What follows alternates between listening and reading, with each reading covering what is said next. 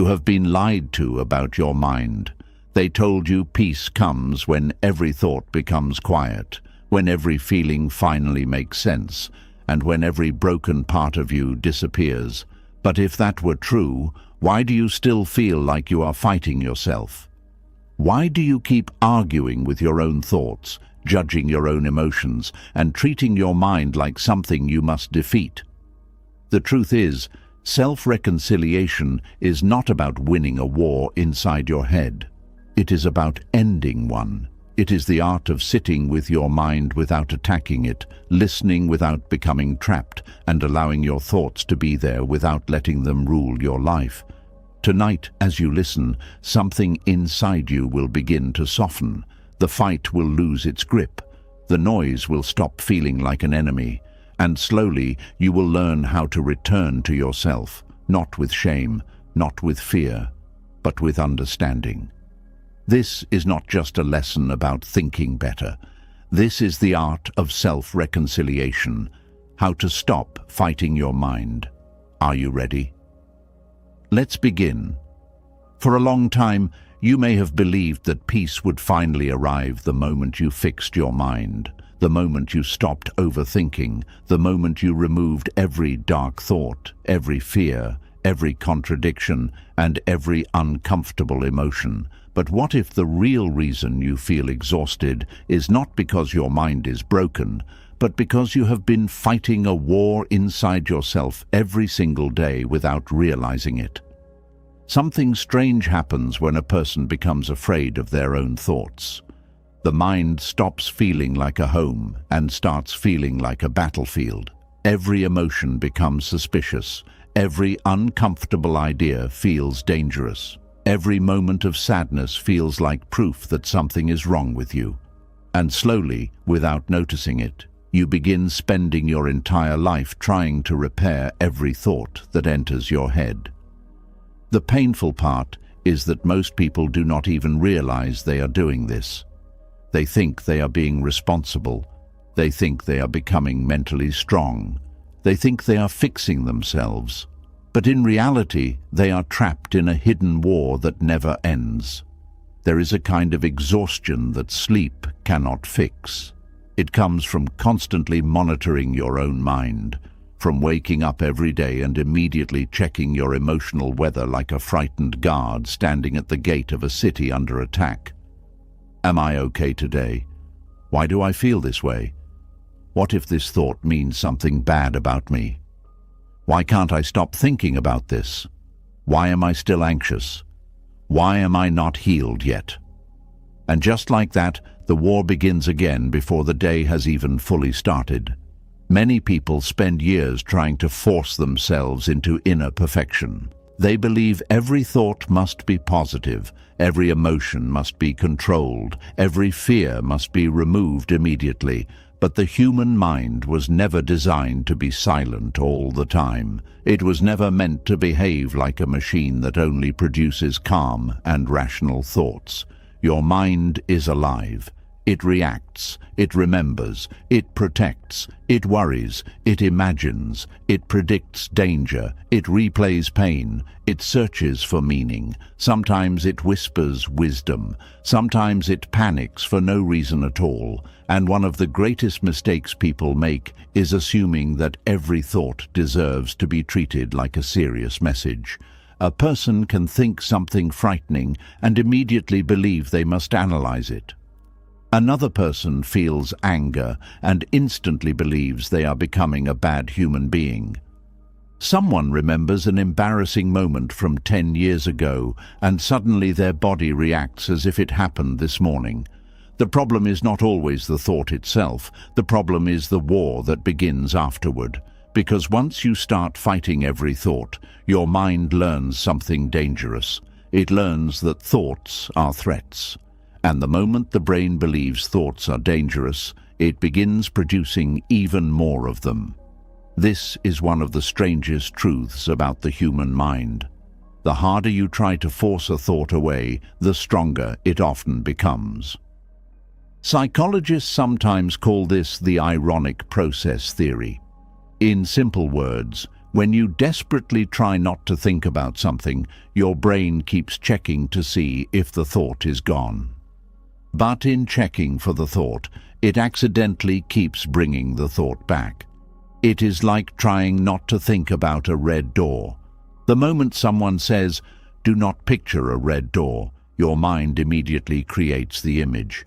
Not because you are broken, but because that is how the mind works. Now apply this to fear. A person says, "I must stop feeling anxious." Suddenly the brain becomes obsessed with checking for anxiety. Another says, "I cannot think negatively." Now the brain constantly scans for negative thoughts. Someone else says, "I should not feel sad anymore." And now sadness becomes the center of attention every hour of the day. The war grows stronger because the resistance grows stronger. This is why some people become trapped inside endless self-improvement without ever finding peace. They are always fixing, correcting, analyzing, repairing, controlling, monitoring, and fighting themselves.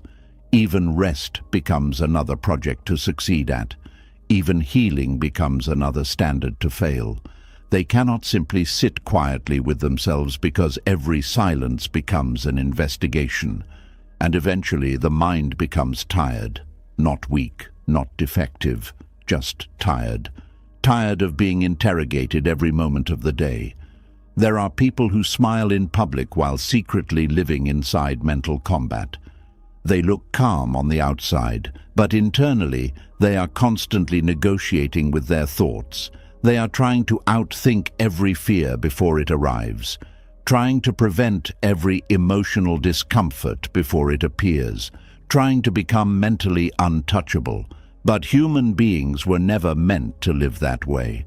There is a massive difference between awareness and obsession. Awareness notices thoughts. Obsession tries to control every single one. And this hidden obsession often disguises itself as self-discipline. A person believes they are becoming mentally strong because they constantly criticize themselves. They think harsh self-monitoring will protect them from failure. They believe inner pressure will keep them safe from rejection or mistakes. But eventually they stop feeling alive. Their mind becomes a courtroom where every thought is placed on trial. You should not feel this. You should be over this already. Why are you still thinking like this? What is wrong with you? Normal people do not think this way. The saddest part is that many people speak to themselves with a cruelty they would never use on another human being. A friend could come to them in pain, confused, anxious, and exhausted, and they would respond with kindness. But when the same suffering appears inside their own mind, they respond with punishment. This is how inner wars survive for years, not because the mind is evil, but because the person has unknowingly turned against themselves. Sometimes the mind produces painful thoughts because it is trying to protect you from danger. Sometimes anxiety is an alarm system that became overactive after too much stress. Sometimes overthinking is the brain attempting to create certainty in an uncertain world. Sometimes emotional numbness is the nervous system trying to survive exhaustion. But instead of listening gently, people attack themselves for having these reactions at all, and that attack creates even more suffering than the original thought. There is also another hidden pain in trying to fix every thought. You begin losing trust in yourself.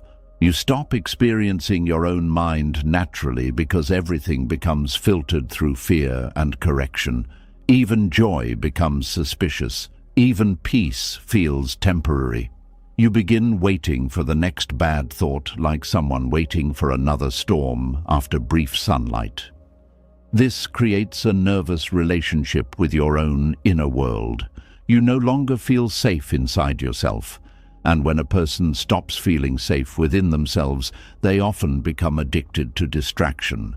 Constant scrolling, constant noise, constant stimulation, constant productivity. Anything to avoid sitting alone with the mind they no longer trust. But avoidance does not heal the war. It only delays the confrontation. Eventually, the silence returns, and when it does, many people discover something heartbreaking. They have spent so much time trying to control their thoughts that they no longer know how to simply be with themselves. This is why self-reconciliation is so important, not self-perfection, not emotional control, reconciliation.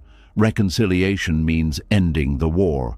It means realizing that thoughts are not enemies invading your mind. They are experiences passing through awareness. Some are useful, some are meaningless, some are emotional echoes from old pain, some are fears created by exhaustion, some are random mental noise, but not every thought deserves panic. Not every thought deserves analysis.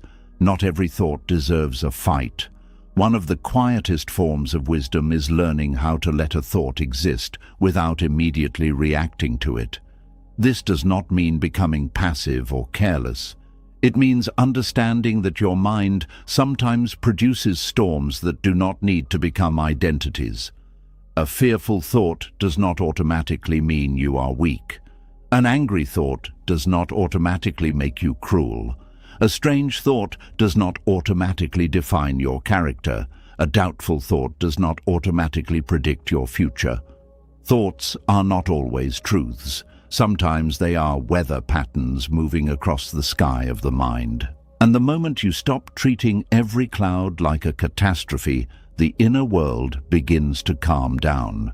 There is something deeply healing about realizing you do not have to attend every argument your mind invites you into.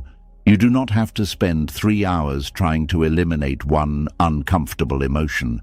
You do not have to solve your entire life every time anxiety appears.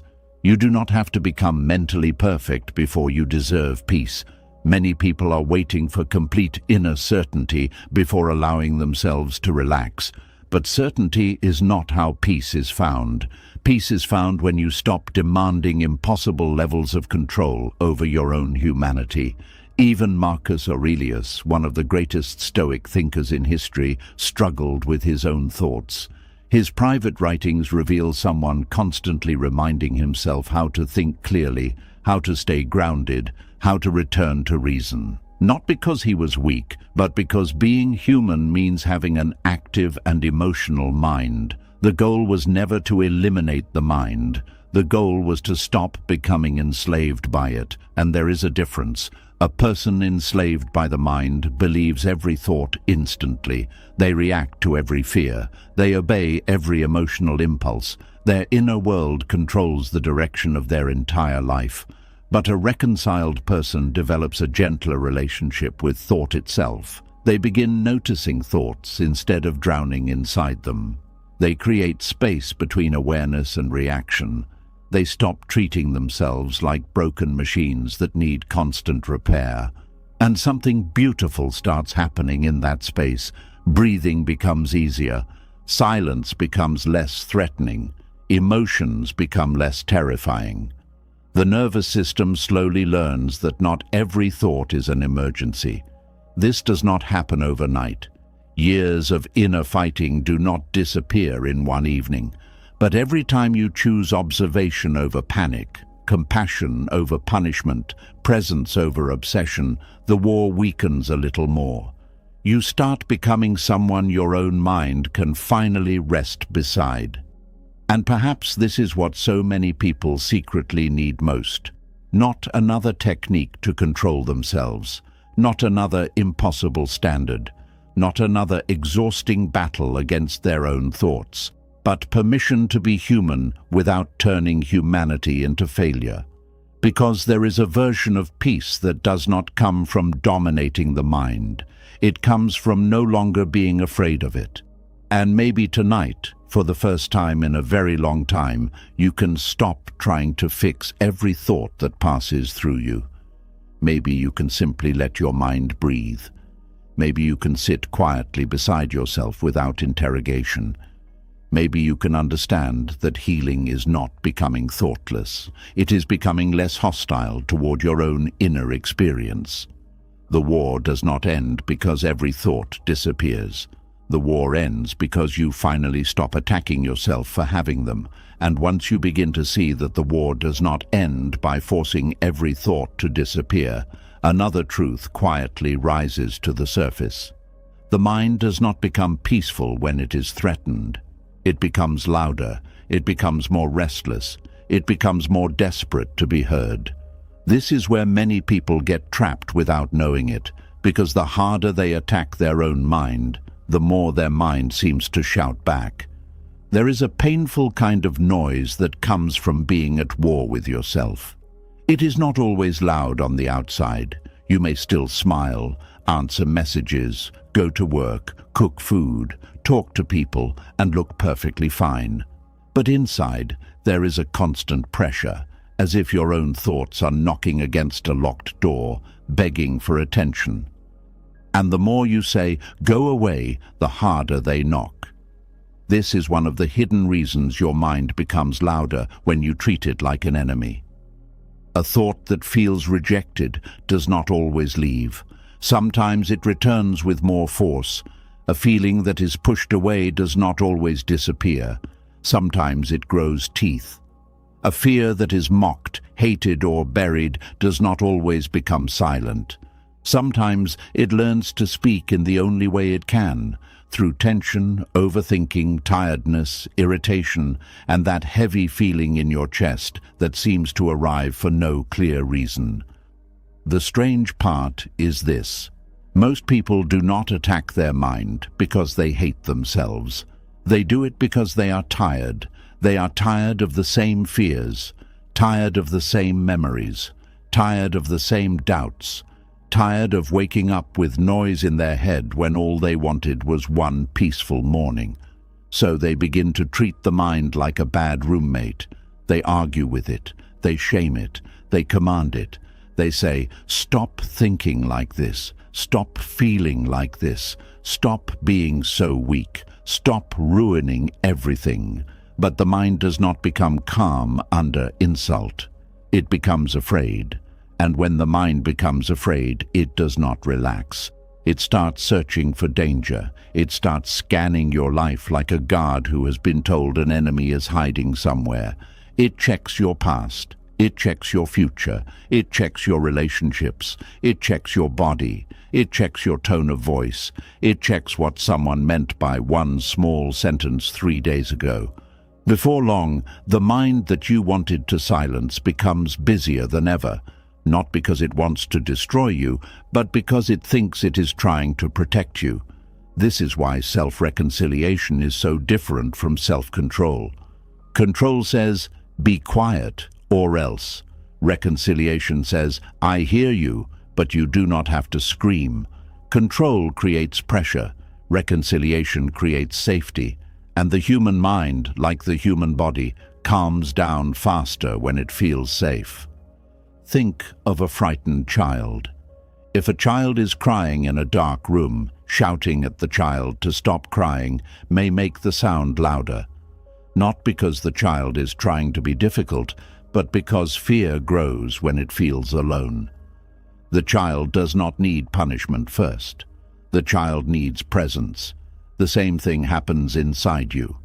There are parts of your mind that are not trying to ruin your life. They are crying in the dark. They are old fears, old disappointments, old patterns, old wounds, old survival habits that never learned the danger was over. But instead of sitting with them, many people drag them into court. They ask, "Why are you here again? What is wrong with you? Why can't you just be normal? Why do you always make everything harder?" And every question carries the same hidden message. You are unwanted here. That message is what makes the mind louder, because what is rejected often fights to be recognized. What is shamed often hides, then returns in another form. What is feared often grows in the shadows, and what is misunderstood often repeats itself until someone finally listens. This does not mean every thought is wise. It does not mean every fear is true. It does not mean every emotional reaction deserves control over your decisions. but it does mean that fighting the mind blindly often creates the very noise you are trying to escape. There are people who believe their mind is attacking them, when in reality their mind is overloaded. It has carried too much for too long, too many unfinished conversations, too many swallowed feelings, too many moments where they said, "I'm fine," when they were not fine. Too many times they had to stay strong because there was no room to fall apart. And then one day the mind becomes loud, and instead of asking what it has been carrying, they accuse it of being broken. But a loud mind is not always a broken mind. Sometimes it is a crowded mind. Sometimes it is a tired mind. Sometimes it is a mind full of emotions that were never given a safe place to land. You may notice this at night. During the day, noise keeps you busy. Responsibilities distract you. People need you. Your phone keeps calling your attention. But when night comes and the world becomes quiet, the mind finally finds space to speak. And because it has been ignored all day, it does not whisper gently. It brings everything at once: the regret, the worry, the memory, the fear, the question, the future, the mistake, the possibility that something is wrong. And you may think, why is my mind doing this to me? But perhaps the better question is, what has my mind been trying to tell me that I keep refusing to hear? This question changes everything, because the moment you stop treating your mind like an enemy, curiosity replaces hostility. You stop entering your inner world with a weapon. You begin entering it with a lamp. You are no longer trying to destroy what you find. You are trying to understand why it is there. And understanding has a quiet power. A thought that once felt terrifying may become less powerful when you recognize it as fear, not prophecy. A memory that once felt like punishment may become a sign that something in you still needs kindness. A doubt that once felt like proof of weakness may become evidence that you care deeply about making the right choice. A repeated worry may not be madness at all. It may be your nervous system asking for steadiness. The mind becomes louder when it is treated like an enemy, because enemies must be watched. Enemies must be controlled. Enemies must be defeated. So if you label your own mind as an enemy, you create a relationship of constant surveillance. You start watching every thought to see if it will betray you. You become suspicious of your own emotions. You become afraid of silence. You become afraid of rest. You become afraid of being alone with yourself. And that fear becomes fuel. Now, the mind has two problems. First, the original thought or feeling. Second, your fear of having it. This second layer is often heavier than the first. Sadness becomes, why am I sad? Anxiety becomes, what if I never become peaceful? Anger becomes, does this mean I am a bad person? Doubt becomes, what if I cannot trust myself?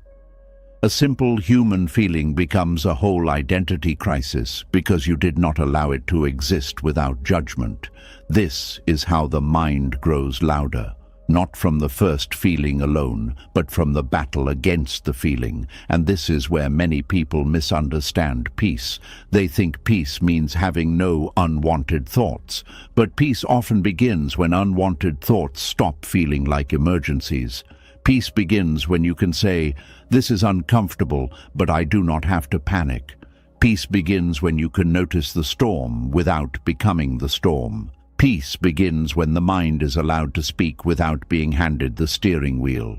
There is great wisdom in learning how to respond to your mind without obeying every message it sends. You can hear fear and still choose courage. You can hear doubt and still take the next small step.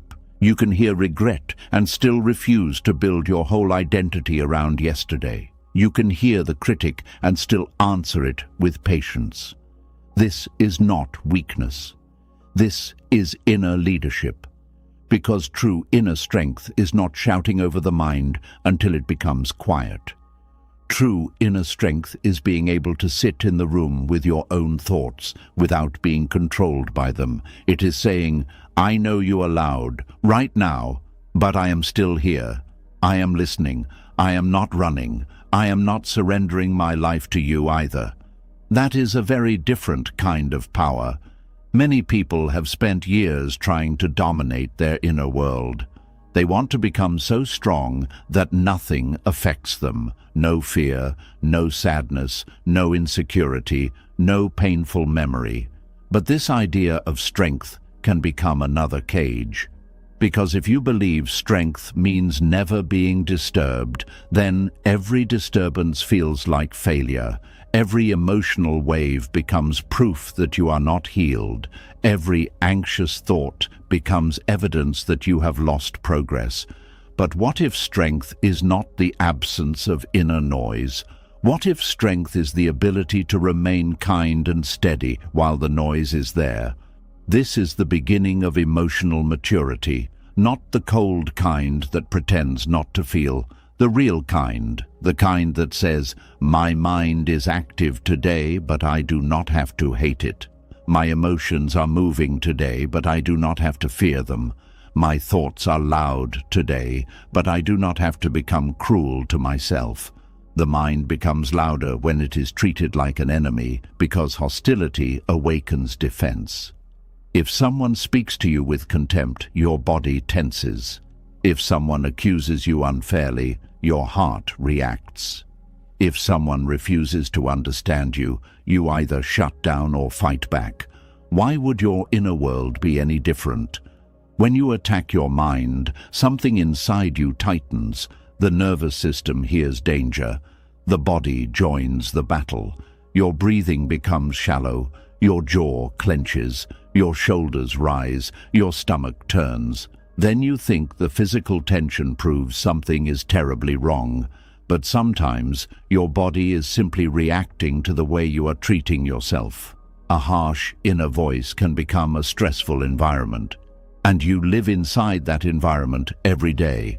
This is why gentleness is not a soft luxury. It is a serious form of healing. Gentleness tells the nervous system, we are not under attack right now. It tells the mind, you do not have to scream to be heard. It tells the heart, you are allowed to feel without being punished. Over time, this changes the whole inner atmosphere. But gentleness does not mean letting every thought run wild. It means changing the tone of the relationship. You can set boundaries with your mind without violence. You can say, I hear this worry, but I will not spend the entire night feeding it. You can say, this thought is here, but I do not need to solve it at midnight. You can say, this feeling is painful, but I will not insult myself for having it. That is not avoidance. That is wise containment. There is a difference between listening and drowning. Listening means you allow the mind to reveal what is present. Drowning means you lose yourself inside everything it says. Self-reconciliation requires the first, not the second. You are not learning to believe every thought.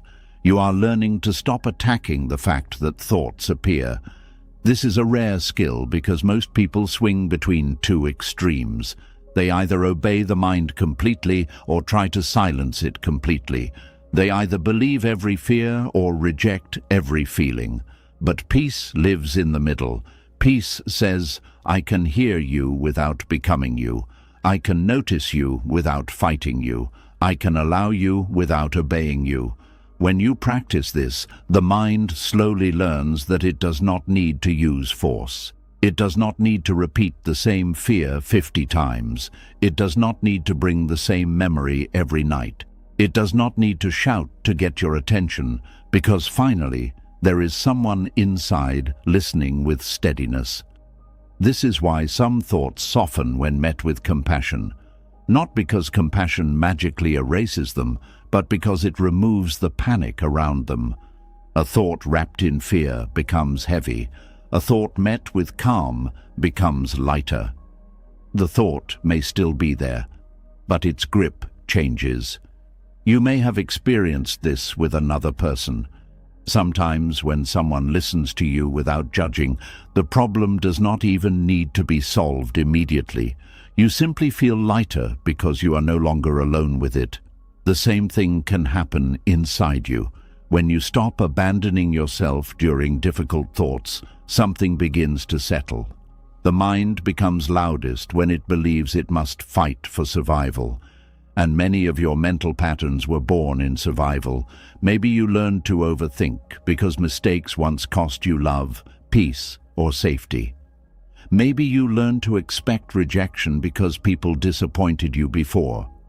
Maybe you learned to criticize yourself because you thought it would protect you from being criticized by others. Maybe you learned to stay alert because calm once felt unsafe. These patterns may be painful now, but at some point they were trying to help. This does not mean you must keep them forever. It means you do not have to hate the part of you that created them. You can outgrow a pattern without despising the version of you that needed it. You can say, "Thank you for trying to protect me, but I do not need this much fear anymore." You can say, "I understand why you became loud, but we are learning a new way now." This is the language of reconciliation, not "shut up," not "go away," not "what is wrong with me," but "I understand why you are here, and I will not let you control everything." There is deep freedom in that sentence, because many people are not suffering only from their thoughts. They are suffering from the belief that having those thoughts makes them unacceptable. They are not only anxious, they are ashamed of being anxious. They are not only sad, they are embarrassed by their sadness. They are not only doubtful, they are angry at themselves for doubting. So the mind becomes a place where every feeling is followed by punishment, and punishment never creates safety. It creates hiding. Parts of you begin to hide from your own awareness. Pain becomes disguised as irritability. Fear becomes disguised as control. Loneliness becomes disguised as independence. Exhaustion becomes disguised as productivity. And because the real feeling is not welcomed, it finds other ways to speak. That is why treating the mind like an enemy can make life confusing. You are not hearing the real message anymore. You are only hearing the distorted sound of emotions that had to disguise themselves to survive your judgment. But when you soften, the truth becomes easier to hear. You may discover that beneath your anger was hurt. Beneath your overthinking was a need for security. Beneath your control was fear of losing what matters. Beneath your self-criticism was a desperate wish to become better. Beneath your restlessness was grief you never gave time to breathe. And when you understand this, the mind stops looking like a monster. It starts looking like a messenger. Again, not every message must be followed. Some messages are old, some are exaggerated, some are shaped by fear. Some are not useful for the life you are building now, but when you stop attacking the messenger, you can finally read the message clearly. This is how peace becomes possible, not by crushing the mind, but by changing your position toward it. You move from enemy to witness, from judge to listener, from fighter to guide, from jailer to caretaker, and little by little, your inner world becomes less hostile. There will still be loud days. There will still be nights when your thoughts come knocking. There will still be moments when an old fear rises and tries to convince you that nothing has changed. But you will not meet it the same way. You will not immediately become violent toward yourself. You will not turn one hard moment into a final verdict on your healing. You will breathe. You will notice. You will make room. You will answer with steadiness. And maybe for the first time, your mind will begin to trust you. That is one of the most beautiful parts of self-reconciliation. You are not only learning to trust your mind is learning to trust you. It is learning that you will not attack it every time it brings discomfort. It is learning that you will not abandon yourself when fear appears. It is learning that you can handle difficult thoughts without turning them into a war. And when the mind trusts you, It does not need to shout as much. The noise may not vanish all at once, but it begins to lose its sharpness. The same thoughts may pass through, but they do not cut as deeply. The same worries may arise, but they do not command your whole body. The same memories may appear, but they do not drag you back into the past with the same force. This is not because you defeated the mind. It is because you stopped threatening it. A person does not become peaceful by becoming empty inside.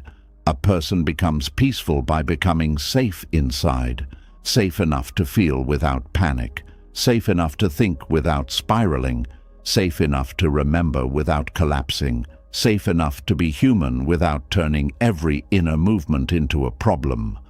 So when your mind becomes loud, do not rush to call it your enemy. Pause. Let there be a little space. Ask yourself, what is this noise trying to protect? What is it afraid I will not notice? What pain is asking for attention beneath this thought? These questions do not make you weak. They make you wise, because the mind that is treated with war becomes a battlefield. But the mind that is treated with patient understanding can become a place of return. And as this lesson settles into you, carry this truth gently.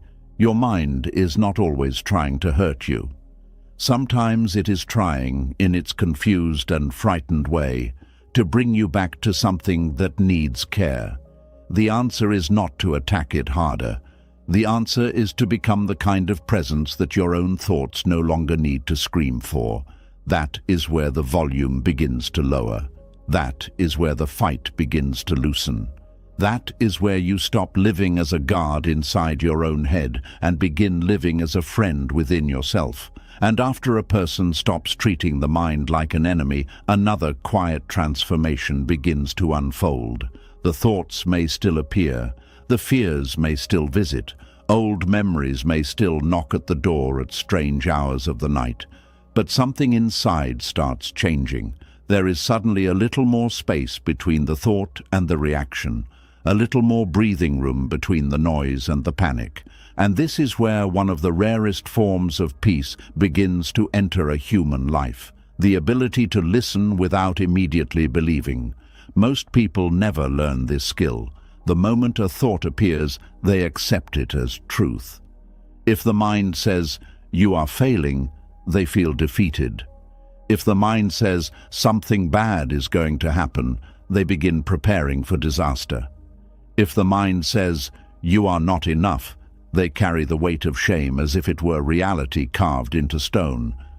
But the human mind is not a perfect narrator. It is influenced by fear, exhaustion, memory, stress, insecurity, past pain, biology, loneliness, and survival instincts. Sometimes it tells the truth clearly. Other times it speaks through distortion. And one of the deepest forms of suffering happens when a person cannot tell the difference between a thought and a fact. There is a quiet exhaustion that comes from believing every sentence your mind whispers to you. It turns daily life into emotional quicksand.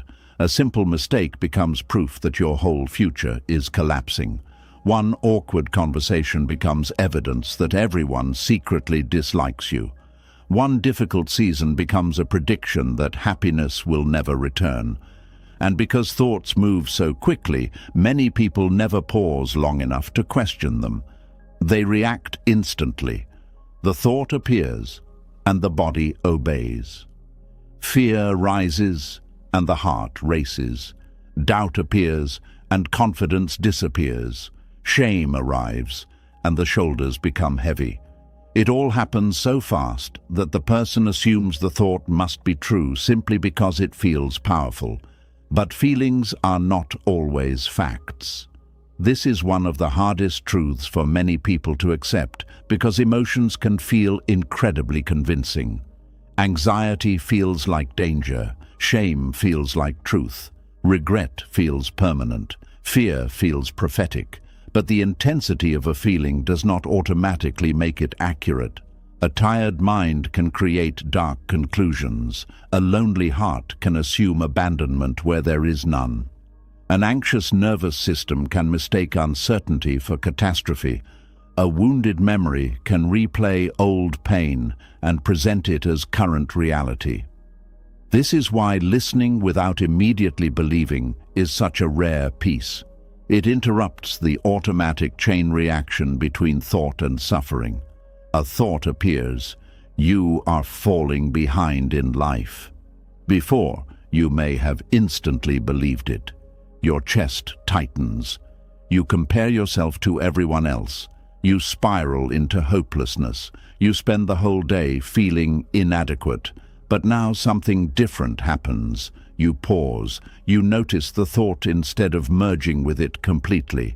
You ask quietly, is this actually true, or is this fear speaking? And in that small moment of awareness, something powerful begins to happen. The thought loses some of its control over you.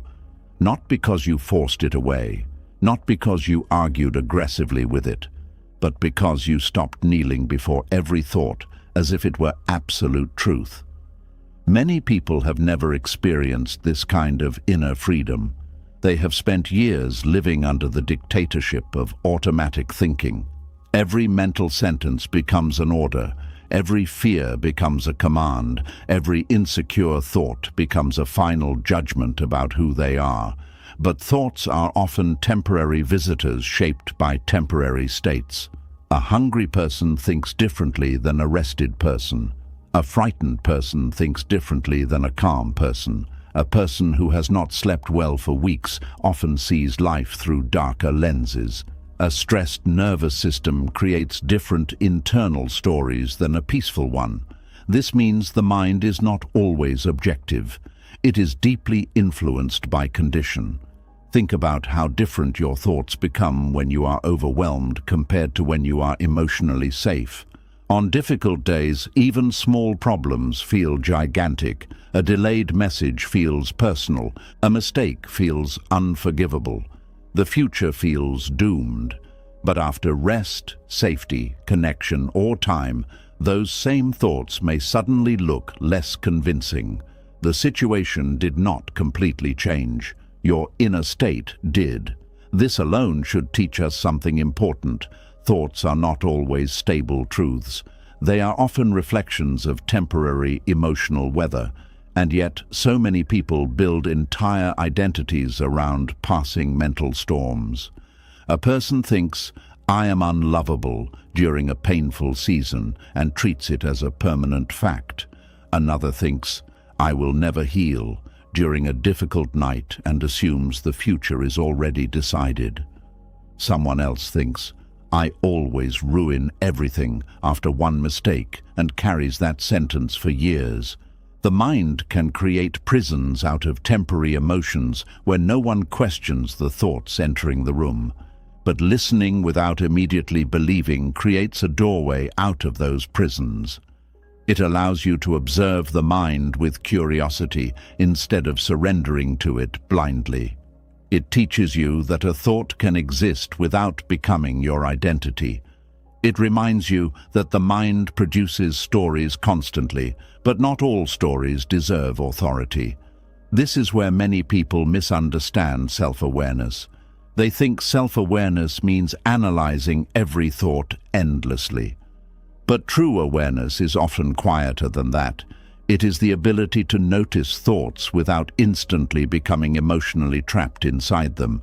There is wisdom in saying, this thought is present, but I do not need to decide right now whether it is true. That sentence alone can calm enormous amounts of suffering, because urgency is one of the mind's favorite tricks. The mind often speaks with emotional intensity to convince you that immediate reaction is necessary. Fix this now. Panic now. Figure this out immediately. You must solve this tonight. But many thoughts lose power when they are given time instead of instant obedience. Sometimes a thought that feels terrifying at midnight becomes much smaller by morning. Not because you solved your entire life overnight, but because emotional intensity changed. The nervous system settled, the storm passed. This is why emotionally exhausted people often make harsh conclusions about themselves. The mind becomes less balanced under pressure. Fear becomes louder. Catastrophizing increases. Small uncertainties become enormous threats. And if you believe every thought during those moments, you can accidentally create suffering that did not need to exist. The Stoics understood this deeply. Epictetus once said, "Men are disturbed not by things, but by the views which they take of them." In simple words, suffering is often intensified not only by events themselves, but by the meaning the mind attaches to them. Two people can experience the same setback and interpret it completely differently. One sees failure and collapse. Another sees difficulty and growth. One sees rejection and worthlessness. Another sees incompatibility and redirection. The event matters, yes, but interpretation shapes emotional reality in powerful ways. This is why learning to pause before believing every thought can transform your entire inner life. A person who immediately believes every fearful thought becomes emotionally controlled by the mind's loudest moments. But a person who learns to observe thoughts carefully begins reclaiming inner steadiness. This does not mean becoming emotionally numb. It means becoming emotionally wise. Wise enough to know that the mind speaks differently when afraid. Wise enough to know that not every mental sentence deserves complete trust. Wise enough to know that thoughts can be influenced by trauma, insecurity, exhaustion, hormones, loneliness, grief, stress, or old conditioning. Wise enough to say, "I hear this thought, but I will wait before deciding whether it deserves belief." That pause is sacred, because in that pause, you stop being a prisoner of automatic thinking. Many people confuse thoughts with intuition, but fear and intuition feel very different beneath the surface. Fear is usually urgent, chaotic, repetitive, and catastrophic. Intuition is often quieter, clearer, steadier. Fear screams. Intuition nudges. But when the mind is constantly noisy, it becomes difficult to hear the difference. This is another reason why reconciliation with the mind matters so deeply. When you stop reacting to every thought, the internal environment becomes less chaotic. You stop feeding mental panic with constant emotional fuel. Slowly, clarity becomes easier to recognize. There are people who spend years fighting thoughts they never needed to fear. A random intrusive thought appears, and they panic because they assume the thought reflects who they truly are. But the human brain produces countless strange thoughts every day. Psychologists have studied this extensively. Most people experience intrusive, irrational, bizarre, or disturbing thoughts from time to time. The difference is that emotionally healthy people do not automatically assign deep meaning to every passing mental image. But when someone becomes afraid of their own thoughts, the brain starts monitoring them constantly. What if this thought means something terrible?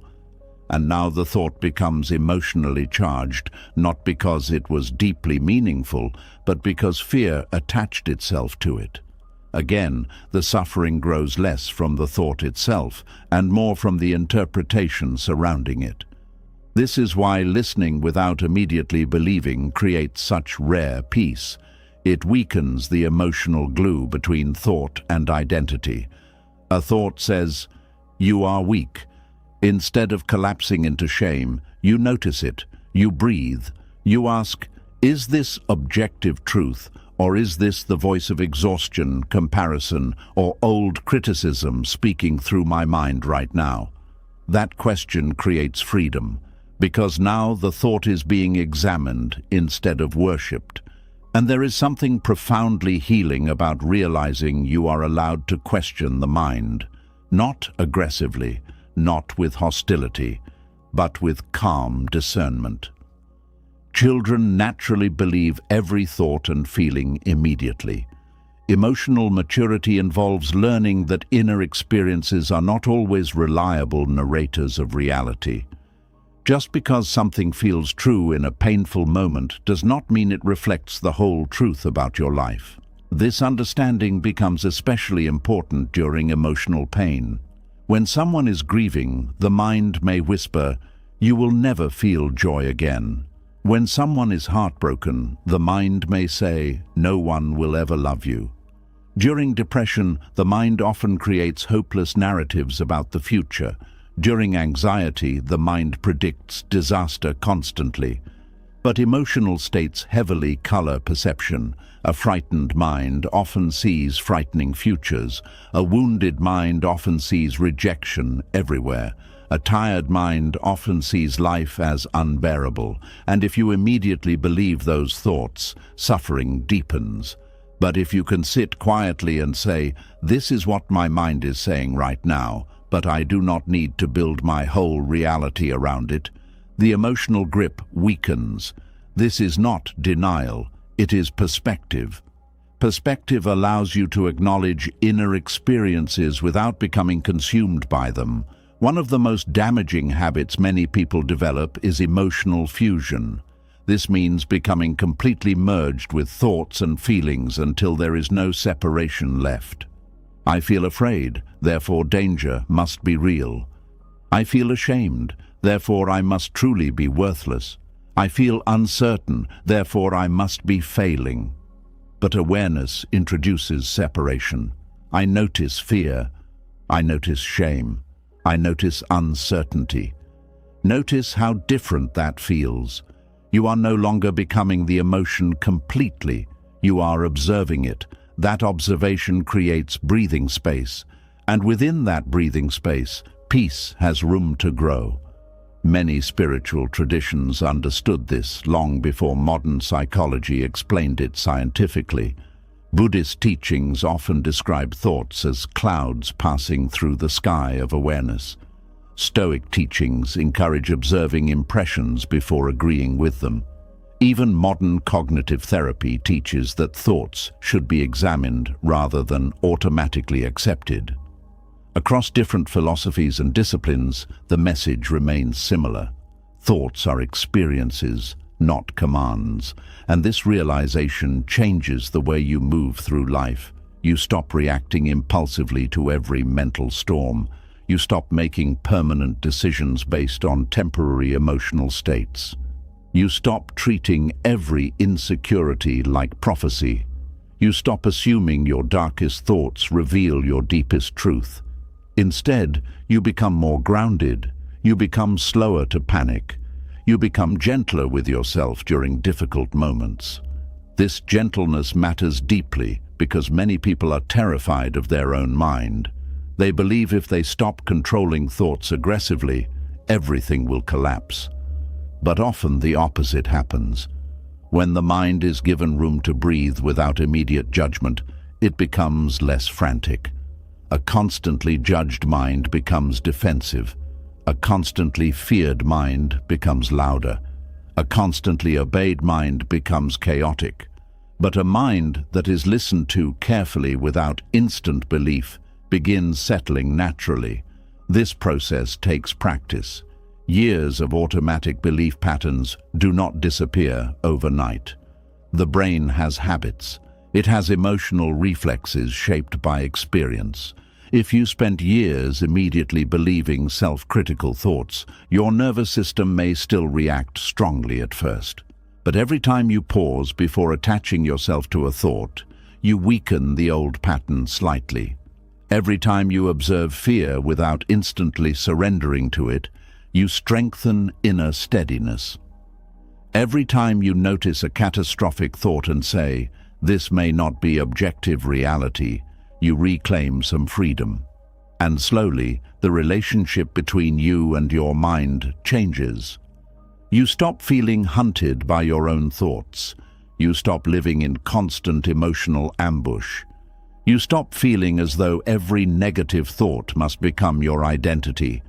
Instead, thoughts become information to observe carefully rather than masters to obey blindly. This creates a much calmer internal world, not because painful thoughts vanish forever, but because you stop granting them total authority over your emotional life. There is another hidden piece here too. When you stop believing every thought immediately, you stop taking yourself to emotional extremes constantly. A single mistake no longer means you are a failure.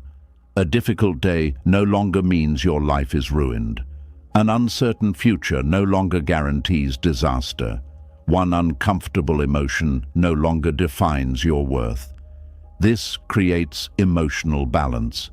And emotional balance allows healing to happen more naturally, because healing struggles to grow inside constant panic. The nervous system needs moments of safety to repair itself. But if every fearful thought becomes an emergency, the body stays trapped in chronic stress. The mind remains hypervigilant. Rest becomes impossible. Listening without immediately believing interrupts that cycle. It allows the nervous system to say, maybe we are not in danger right now. That sentence alone can soften years of inattention. There is great courage in not reacting instantly to fear. Great wisdom in allowing uncertainty to exist without rushing to catastrophic conclusions. Great maturity in realizing that thoughts are influenced by countless invisible forces and therefore deserve reflection, not blind obedience. This does not mean becoming passive. It means becoming intentional. You are no longer dragged around by every passing mental wave. You begin choosing what deserves your energy. You begin noticing which thoughts create clarity and which thoughts only create suffering. You begin recognizing the difference between reflection and rumination. Reflection leads toward understanding. Rumination traps you in circles, and often the key difference is whether you are observing thoughts calmly or automatically believing every painful sentence the mind produces. One path creates wisdom, the other creates exhaustion. Perhaps this is why so many people feel mentally tired all the time. They are carrying every thought as if it were a stone that must be held forever. They do not know they are allowed to set some thoughts down. They do not know they are allowed to question fear. They do not know they are allowed to say, this thought may simply be passing through. But you are allowed. You are allowed to listen without surrendering, allowed to observe without collapsing, allowed to feel without immediately creating an identity from the feeling, allowed to experience thoughts without turning every one of them into truth. This is one of the quietest freedoms a human being can discover, because eventually you realize something life-changing. Your thoughts are speaking to you, but they are not always speaking for you. And when that understanding finally settles into the heart, the mind begins losing some of its frightening power. The noise becomes less absolute. The fear becomes less convincing. The storms become more survivable. Not because you became emotionless, not because your mind became perfectly silent, but because you finally learned the rare peace of listening without immediately believing everything you hear inside yourself. And once you begin learning how to listen to your mind without immediately believing every fearful thought, another painful pattern slowly reveals itself. Many people are not only suffering from inner conflict, they are suffering because they have turned that conflict into evidence that something is wrong with them. The moment confusion appears, they call themselves broken. The moment fear returns, they decide they are failing. The moment old emotions rise again, they assume all their progress was fake. This is where so much hidden pain begins, not inside the conflict itself, but inside the meaning people attach to it. There is a quiet heartbreak that happens when a person believes they must always feel certain, calm, confident, and emotionally stable in order to be worthy of peace. The moment their inner world becomes messy, they panic. The moment contradiction appears, they think they are losing themselves. They do not see inner conflict as part of being human. They see it as proof of personal failure. But the human mind was never designed to move through life without conflict. A person can love someone deeply and still feel angry at them sometimes. A person can be grateful for life and still feel tired. A person can heal enormously and still have difficult days. A person can know the right decision logically and still feel emotionally afraid to make it. None of these things make you weak. They make you human. Yet many people secretly believe they should have already outgrown their struggles completely. They think healing means never doubting again, never overthinking again, never feeling anxious again, never getting emotionally overwhelmed again. So when normal human emotions return, they immediately assume they have failed. This creates enormous emotional pressure. Now every difficult feeling becomes more than a feeling. It becomes a verdict. Sadness becomes, I am not getting better. Fear becomes, I am mentally weak. Confusion becomes, I do not know who I am. Stress becomes, I cannot handle life. And because the mind attaches identity to temporary emotional states, people begin carrying shame for experiences that were never meant to define them. This is one of the cruelest things the inner critic does. It takes ordinary human struggle and turns it into character assassination. You feel tired for a week, and suddenly the mind says, you are lazy. You feel uncertain during a hard season, and the mind says, you are lost. You make a mistake, and the mind says, you ruin everything. You have one emotional relapse, and the mind whispers, you will never change. The mind often speaks in absolutes during emotional pain. Always, never, everyone, no one, forever, completely. These words feel convincing when emotions are heavy, but emotional pain often narrows perception. It reduces the enormous complexity of a human life into one painful conclusion. And this is where self-reconciliation becomes deeply important, because reconciliation teaches you to stop treating inner struggle as proof of personal failure. There is a major difference between experiencing conflict and becoming defined by it. A person can feel fear without becoming a fearful person. A person can experience confusion without becoming lost forever. A person can struggle emotionally without being broken. A person can carry wounds without being ruined. But when someone constantly interprets every emotional difficulty as evidence against themselves, the suffering multiplies. Now they are not only carrying pain, they are carrying shame about the pain, and shame changes everything. Pain says, this hurts. Shame says, something is wrong with me for hurting. Pain seeks care. Shame seeks hiding. This is why many people become trapped inside emotional isolation. They do not just want relief from their thoughts, they want relief from the belief that their thoughts make them defective. There are people walking around every day smiling politely while secretly feeling ashamed of their own mind, ashamed of how much they overthink, ashamed of how emotional they are, ashamed of how hard it is for them to feel calm, ashamed that old wounds still affect them, ashamed that healing is taking longer than they expected. But healing is not a straight staircase. It moves in circles sometimes. There are days when you feel strong and clear. Then suddenly an old emotion returns, and it feels as though you went backward. But going backward, emotionally, does not always mean you are failing. Sometimes it means deeper layers are finally surfacing. A wound can only heal properly once it is allowed into awareness. This is why emotional resurfacing is often misunderstood. People think the return of pain means the absence of healing, but often the opposite is true. Sometimes the nervous system only releases deeper feelings once it finally feels safe enough to process them. A person who was emotionally numb for years may suddenly begin feeling sadness intensely. They think something is wrong because they are crying more than before. But perhaps numbness was never peace.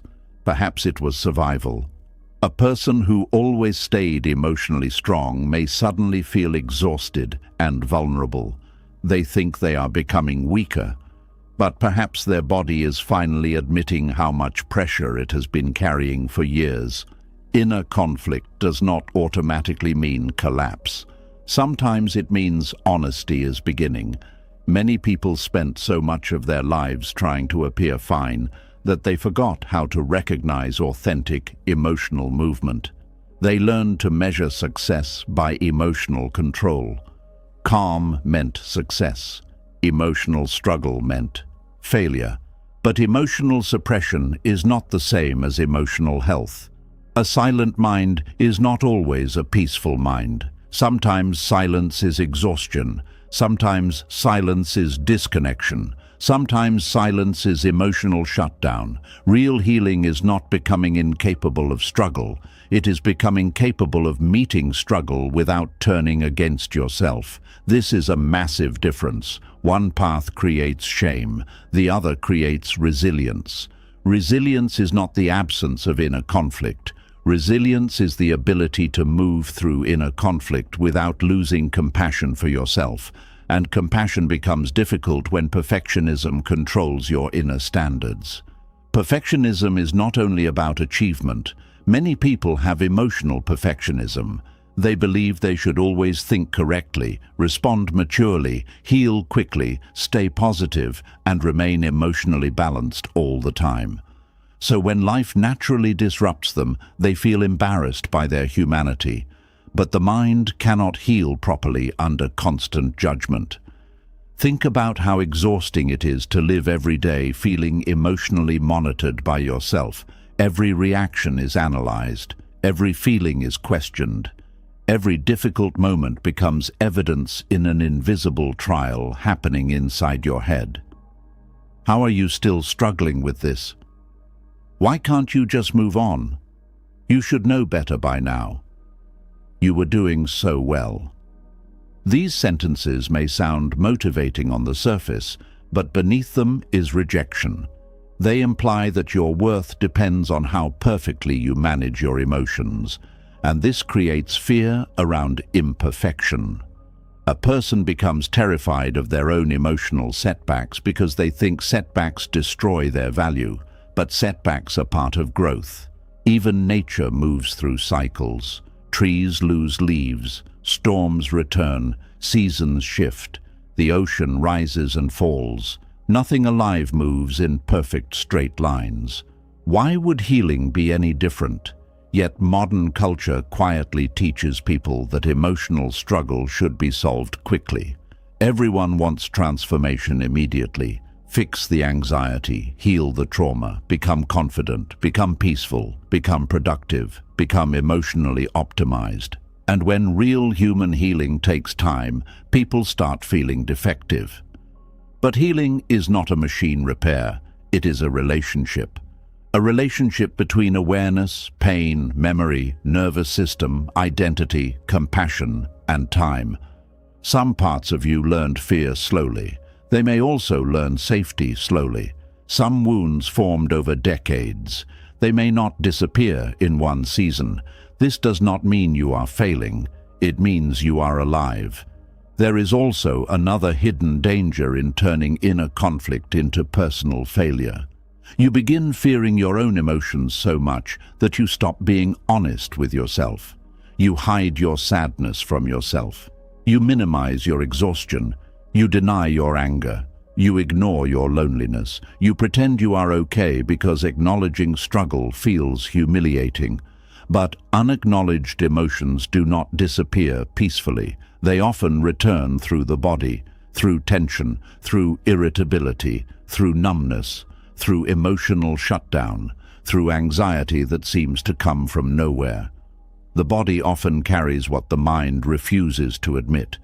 This is why emotional honesty matters so deeply. Not dramatic honesty, not self-pity, honest recognition. I am struggling today. I feel overwhelmed. I am carrying fear. I feel emotionally tired. These statements are not weakness. They are reality. and reality becomes easier to work with once it is no longer hidden behind shame. One of the quietest forms of maturity is learning how to experience inner conflict without immediately turning it into a story about your worth. This requires emotional separation, not emotional detachment, separation.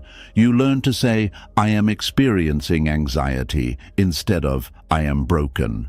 I am feeling uncertain instead of, "I am incapable." I am having a difficult season instead of, "My life is ruined." This may sound small, but language shapes emotional experience powerfully. The stories you repeatedly tell yourself become emotional environments. A mind constantly told, "You are failing," eventually begins living under emotional punishment. A mind told, "You are human and learning," relaxes enough to grow. This is one reason why self-compassion is not weakness. Research from psychologists like Kristin Neff has repeatedly shown that self-compassion actually increases resilience, emotional stability, and long-term growth. Harsh self-criticism may create temporary pressure, but it often damages emotional recovery over time. A person heals faster when they do not spend all their energy hating themselves for struggling, and perhaps this is something many people desperately need to hear tonight. Your inner conflict does not erase your progress. You can still be healing while struggling. You can still be growing while confused. You can still be moving forward while feeling emotionally tired. Human beings are far more complex than simple labels. A person can be wise and still have moments of insecurity. A person can be deeply loving and still carry anger. A person can be emotionally intelligent and still feel overwhelmed sometimes. Contradiction is part of being alive. But many people fear contradiction because they think consistency equals worthiness. So when conflicting emotions appear, they panic. How can I love this person and still feel hurt by them? How can I want peace and still feel angry? How can I know better and still fall into old habits? The answer is simple: because you are human. The mind contains layers. Different emotional parts move at different speeds. Logic may understand something long before the nervous system feels safe enough to fully believe it. A person may know intellectually that they are safe now, while their body still reacts from years of fear. That is not failure. That is healing happening gradually. One of the cruelest habits people develop is expecting emotional mastery before emotional understanding. They demand perfect behavior from wounds they have not fully listened to yet. But wounds do not disappear through pressure alone. Sometimes they need grief. Sometimes they need rest. Sometimes they need patience. Sometimes they simply need to stop being treated like embarrassing flaws. There is enormous freedom in realizing that emotional struggle is not evidence that you are behind in life. Everyone carries invisible conflict, even people who seem calm, even people who look successful, even people who give advice to others. Every human being contains uncertainty somewhere. The difference is that some people have learned how to hold that uncertainty without turning it into self-hatred. This is what self-reconciliation teaches. It teaches you to stop measuring your worth by the emotional weather inside you. A rainy mind does not make you a failed person. A difficult season does not erase your goodness. A painful memory does not cancel your future. An anxious day does not destroy your healing. The mind often tries to simplify identity during emotional pain. It says, if you still struggle, then none of your growth was real. But growth is rarely visible in the moments you feel strongest. Growth is often revealed in how you treat yourself during difficult moments. Can you remain gentle with yourself while confused? Can you avoid emotional violence during fear? Can you stay present during discomfort? Can you refuse to shame yourself for being human? These are deeper forms of progress than constant emotional perfection. And perhaps one of the most healing realizations is this: inner conflict often means you care deeply. People who feel conflict about their choices usually care about doing what is right. People who wrestle emotionally often care deeply about others. People who overthink are often trying desperately not to cause harm or make painful mistakes. Their problem is not lack of care, it is excessive fear around imperfection. This fear becomes exhausting because life itself is uncertain. No person can guarantee perfect decisions, perfect emotions, or perfect control over outcomes. Human life contains ambiguity, contradiction, complexity, emotional movement, and peace only becomes possible once you stop demanding impossible emotional standards from yourself. You are not a machine. You are not a robot programmed for flawless emotional performance. You are a living human being with memory, biology, emotion, nervous system patterns, wounds, hopes, fears, and changing experiences. Of course, inner conflict appears sometimes. Of course, emotions shift. Of course, difficult thoughts return occasionally. This does not mean you failed at healing. It means you are participating in the deeply human process of learning how to live consciously. Some of the kindest people in the world still struggle internally. Some of the strongest people still carry fear. Some of the wisest people still experience doubt. Wisdom does not remove humanity. It softens the relationship with it. And perhaps this is where true emotional maturity begins. Not when conflict disappears forever, but when conflict no longer destroys your sense of self-worth. You stop seeing emotional pain as proof of defectiveness. You stop turning difficult moments into permanent identities.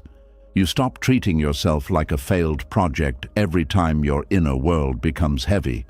Instead, you begin responding differently, with steadiness, with patience, with perspective. You begin saying, "This is difficult, but difficulty is not the same as failure." That sentence changes everything, because once failure is removed from the experience, space opens for understanding. Space opens for learning. Space opens for rest. Space opens for healing. And slowly, the nervous system no longer fears every emotional wave so intensely. The mind becomes less ashamed of itself. The heart becomes less defensive. You begin living with more honesty and less self-punishment. This is not giving up on growth. It is removing unnecessary cruelty from the process. Cruelty does not create transformation as often as people think. Fear may force temporary performance, but sustainable healing grows better in environments of safety, patience, honesty, and steady accountability. A tree grows stronger from nourishment, not from screaming at it to grow faster. The same is true for human beings. You are allowed to be a work in progress without calling yourself a failure, allowed to have complicated emotions without losing your worth, allowed to struggle without concluding that something is fundamentally wrong with you, allowed to heal slowly, allowed to carry conflict while still becoming wiser, allowed to be deeply human without turning humanity into shame. And perhaps tonight, this understanding can begin loosening one of the heaviest burdens you have been carrying. The belief that your inner battles mean you are failing at life. They do not. They mean you are alive, aware, learning, growing, grieving, adapting, and trying. And that is not failure. That is the difficult and beautiful work of becoming whole without abandoning yourself in the process. And once a person stops turning every inner struggle into proof of failure, another hidden tension slowly rises into view. Many people are not only exhausted because they feel too much. They are exhausted because they believe they are only allowed to feel one thing at a time. The moment two emotions exist together, panic begins. Love mixed with anger, gratitude mixed with sadness, relief mixed with grief, hope mixed with fear. The mind immediately demands a final answer. Which feeling is the real one? But human emotions were never designed to move in straight lines, and some of the deepest suffering begins when a person refuses to make room for emotional contradiction. There is a strange loneliness that comes from feeling two opposite emotions at the same time and believing you must choose one in order to be valid. It creates confusion inside the heart. A person thinks, if I still feel hurt, maybe I never truly forgave. Or, if I still feel fear, maybe I am not actually healing. Or, if I feel sadness during a beautiful moment, maybe something is wrong with me. But life is far more emotionally layered than most people realize. A person can deeply love their family and still feel overwhelmed by them sometimes. A person can finally leave a painful chapter behind and still grieve what it cost them. A person can achieve a dream and still feel strangely empty afterward. A person can be excited about a new beginning while simultaneously mourning the life they are leaving behind. These contradictions are not signs of brokenness, they are signs of emotional depth. Yet many people spend years trying to simplify their feelings into neat categories because complexity feels uncomfortable. The mind wants certainty. It wants emotional clarity. It wants to label things quickly so it can feel in control. But emotions do not always obey logic. They overlap, they collide, they change shape, they move in waves. And one of the forgotten practices of inner peace is learning how to let conflicting emotions exist together without forcing one of them to disappear. This sounds simple, but it changes everything. Because most emotional suffering is not created by feelings alone. It is created by resistance to feelings. A person feels sadness during a happy season and immediately starts fighting themselves. Why am I not happier? What is wrong with me? I should be grateful. Now, sadness is no longer just sadness. It becomes guilt. Or someone leaves a toxic relationship and suddenly misses the person who hurt them. Instead of understanding this as normal emotional attachment, they panic. Why do I miss them if they treated me badly? Does this mean I made the wrong choice? Am I weak? But the heart does not instantly erase attachment simply because the mind understands pain. Human beings can miss what hurt them. They can grieve what was unhealthy. They can feel relief and sorrow at the same time.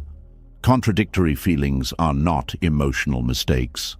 They are evidence that the human heart is complex. One of the hardest things for people to accept is that healing often contains emotional contradiction. A person may feel stronger than ever and still cry unexpectedly. They may know they are growing and still feel afraid of the future. They may finally understand their worth and still struggle with insecurity on difficult days. This does not mean the healing is fake. It means healing is alive. Many people secretly expect emotional transformation to feel clean and linear. They imagine one final breakthrough where all confusion disappears forever. But real inner growth is often messy. Some parts of you move forward while other parts still carry fear. Logic may accept something long before the nervous system feels safe enough to fully relax.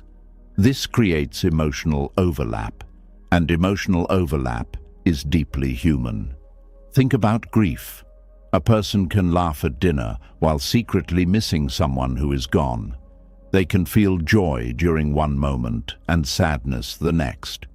This does not mean the joy is dishonest or the grief is unresolved. It means the heart is capable of carrying multiple truths simultaneously. The same is true for healing, relationships, identity, change, forgiveness, and self-reconciliation. A person can forgive someone and still feel anger sometimes. A person can move on and still remember. A person can feel confident publicly and uncertain privately. A person can want connection deeply while also fearing vulnerability. The mind often sees contradiction as inconsistency, But contradiction is often simply emotional complexity unfolding naturally. There is also another hidden reason people struggle with contradictory feelings. Many were raised in emotional environments where only certain emotions were accepted. Maybe sadness was treated like weakness, maybe anger was treated like danger, maybe fear was treated like failure, maybe vulnerability was mocked. So the person learned to suppress emotions that seemed inconvenient or unacceptable. Over time, they lost the ability to hold emotional complexity safely.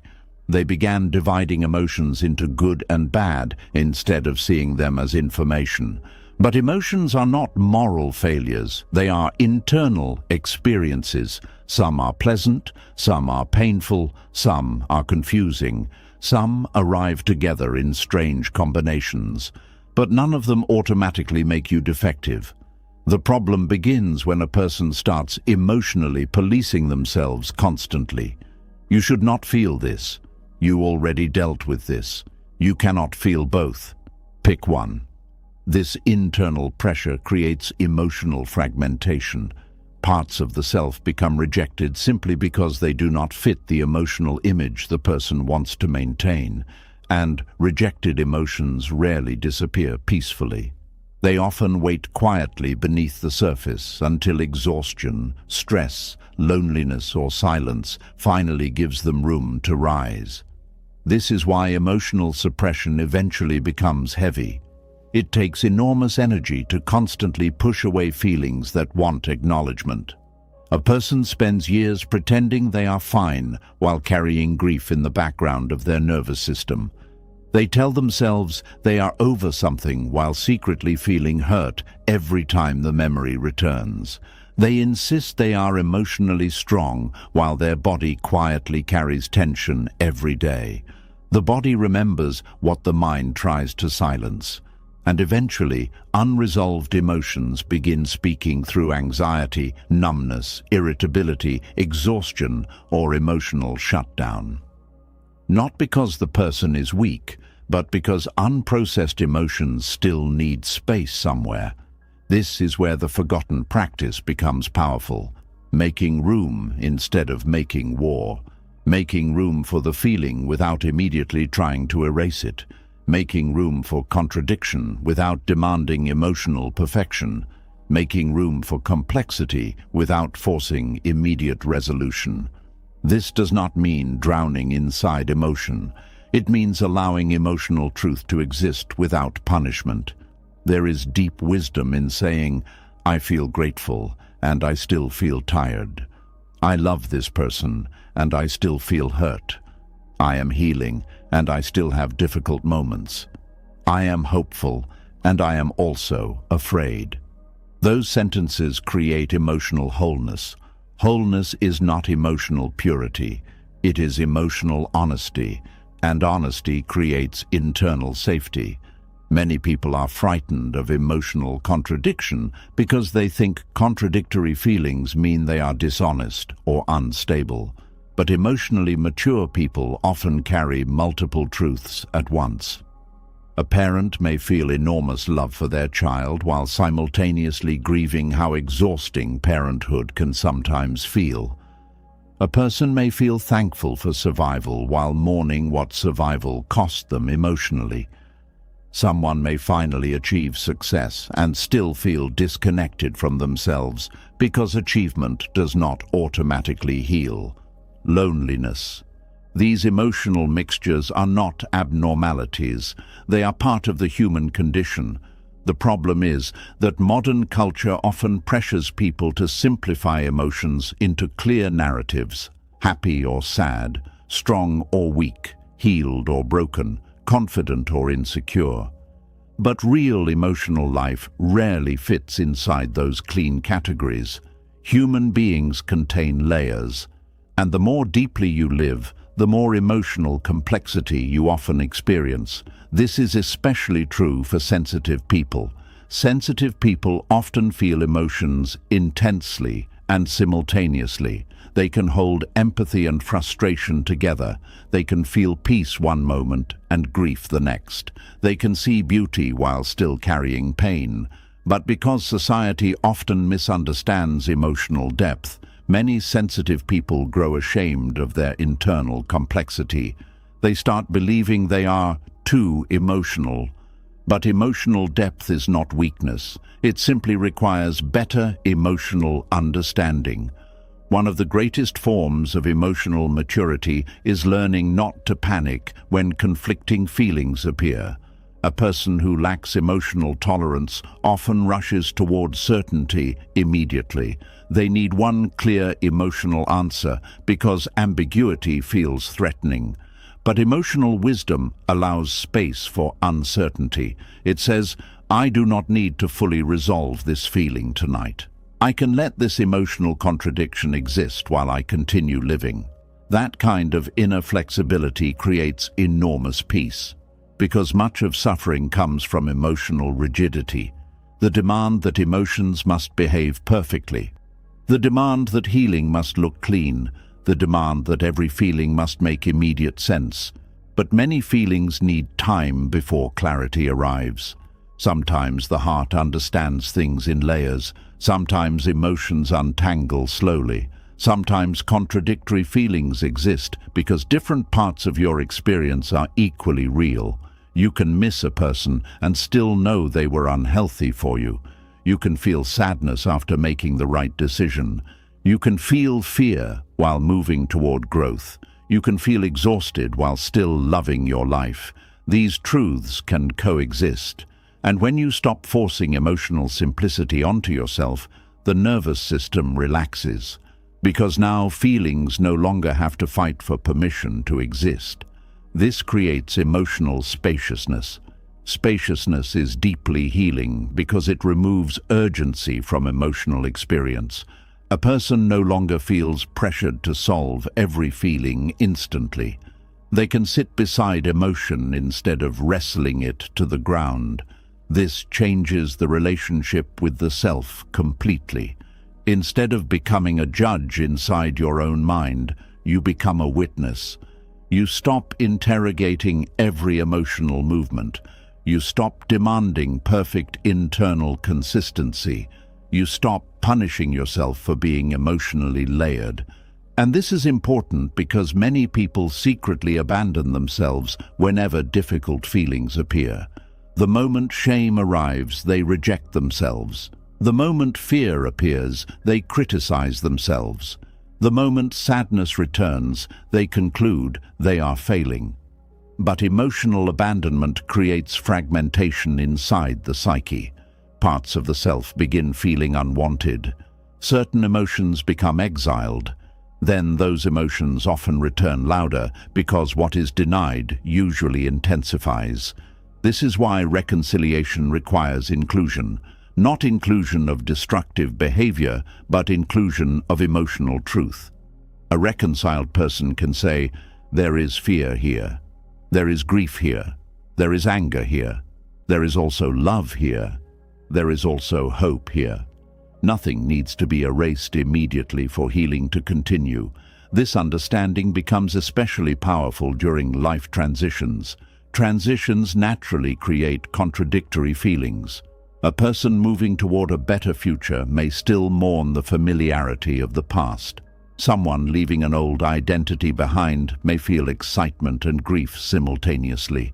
Even positive change often contains emotional loss because every transformation asks something old to end. But many people interpret these mixed emotions as signs they are making the wrong choice. They mistake emotional complexity for confusion. In reality, complexity often means something important is happening. Growth stretches emotional capacity. It asks the heart to hold endings and beginnings together. This is why emotionally mature people are often more comfortable with paradox. They understand that human beings can contain contradiction without collapsing. The Stoics understood something similar in their own way. They did not seek emotional numbness. They sought steadiness amid emotional movement. Marcus Aurelius did not deny human feeling. He practiced observing emotional experience without becoming controlled by it. This distinction matters Because self-reconciliation is not emotional suppression disguised as wisdom, it is emotional integration. Integration means no part of your emotional experience must be violently rejected in order for you to feel whole. There is another hidden piece in allowing contradictory feelings. It softens identity pressure. Many people exhaust themselves trying to become one fixed emotional version of themselves all the time, always calm, always grateful, always confident, always certain. But no human being lives there permanently. Even emotionally grounded people have moments of fear. Even wise people experience confusion. Even healed people revisit old wounds occasionally. The difference is not the absence of emotional complexity. The difference is the absence of panic about emotional complexity. A person becomes freer when they stop seeing every uncomfortable emotion as a threat to their identity. This freedom allows emotional movement instead of emotional imprisonment, because feelings naturally shift when they are given room. A person who allows sadness to exist often notices sadness, eventually changes shape. A person who permits fear without panic often discovers fear softens more quickly. But resisted emotions tend to harden. What is denied often becomes louder internally. This is one reason mindfulness practices can feel healing. They teach observation without immediate judgment. A feeling rises, you notice it, you breathe, you let it move without instantly building a dramatic story around it. This sounds small, but it changes the emotional atmosphere inside the body, because emotional suffering often increases through mental narration. I should not feel this. This means something terrible. I need to fix this immediately. I thought I was past this. These sentences create pressure around natural emotional movement. But when emotional space appears, healing gains room to breathe. This does not mean becoming passive about harmful patterns. Some emotions do require reflection and wise action. Anger may reveal violated boundaries. Anxiety may reveal exhaustion or neglected needs. Sadness may reveal grief requiring care. But emotional wisdom listens first, before rushing toward self-judgment. And perhaps this is what many people never received growing up. Permission to feel fully without becoming condemned for it. Permission to experience complexity without being labeled dramatic or unstable. Permission to contain contradiction without needing immediate emotional resolution. This permission matters because emotional safety is foundational to healing. A person who feels emotionally safe within themselves becomes less defensive, less ashamed, less fragmented. They stop running from their inner world constantly. They stop treating emotional waves like enemies. They begin trusting themselves more deeply. Not because emotions become perfectly organized, but because they learn they can survive emotional complexity without abandoning themselves. There is also deep humility in accepting contradictory feelings. It reminds you that human beings are not simple creatures. We are shaped by memory, biology, relationships, nervous systems, losses, hopes, fears, dreams, disappointments, and love. Of course, emotions overlap sometimes. Of course, the heart speaks in layers. Of course, healing contains contradiction. This understanding softens the harsh demand for emotional perfection. And once perfection loosens its grip, something gentler enters the room. Patience. Patience with your own process. Patience with emotional uncertainty. Patience with feelings that have not fully settled yet. Patience with the parts of yourself still learning safety. This patience becomes deeply healing because many wounds were formed in environments where there was no emotional patience at all. People were rushed through grief, rushed through pain, rushed through healing, rushed toward performance, rushed toward appearing fine. But the soul does not always heal on command. Some emotions unfold slowly because they carry years of experience beneath them. And sometimes the kindest thing you can do is stop demanding immediate emotional clarity from yourself. You do not need to have every feeling perfectly organized tonight. You do not need to force every contradiction into neat emotional categories. You do not need to solve your entire inner world before deserving peace. Peace often begins the moment you stop fighting emotional complexity itself. The moment you realize you are allowed to carry multiple truths at once, allowed to feel uncertain and still move forward, allowed to feel grief and gratitude together, allowed to feel healing and pain in the same season, allowed to be emotionally layered without treating yourself like a problem to solve. This is the forgotten practice, not eliminating contradiction, making room for it with enough steadiness that it no longer terrifies you. Because contradictory feelings do not mean you are broken. They mean your heart is trying to hold the full weight of being human. And perhaps tonight, instead of forcing your emotions into perfect order, you can simply let them breathe beside each other for a while. The fear beside the hope, the sadness beside the gratitude, the exhaustion beside the love, the uncertainty beside the courage.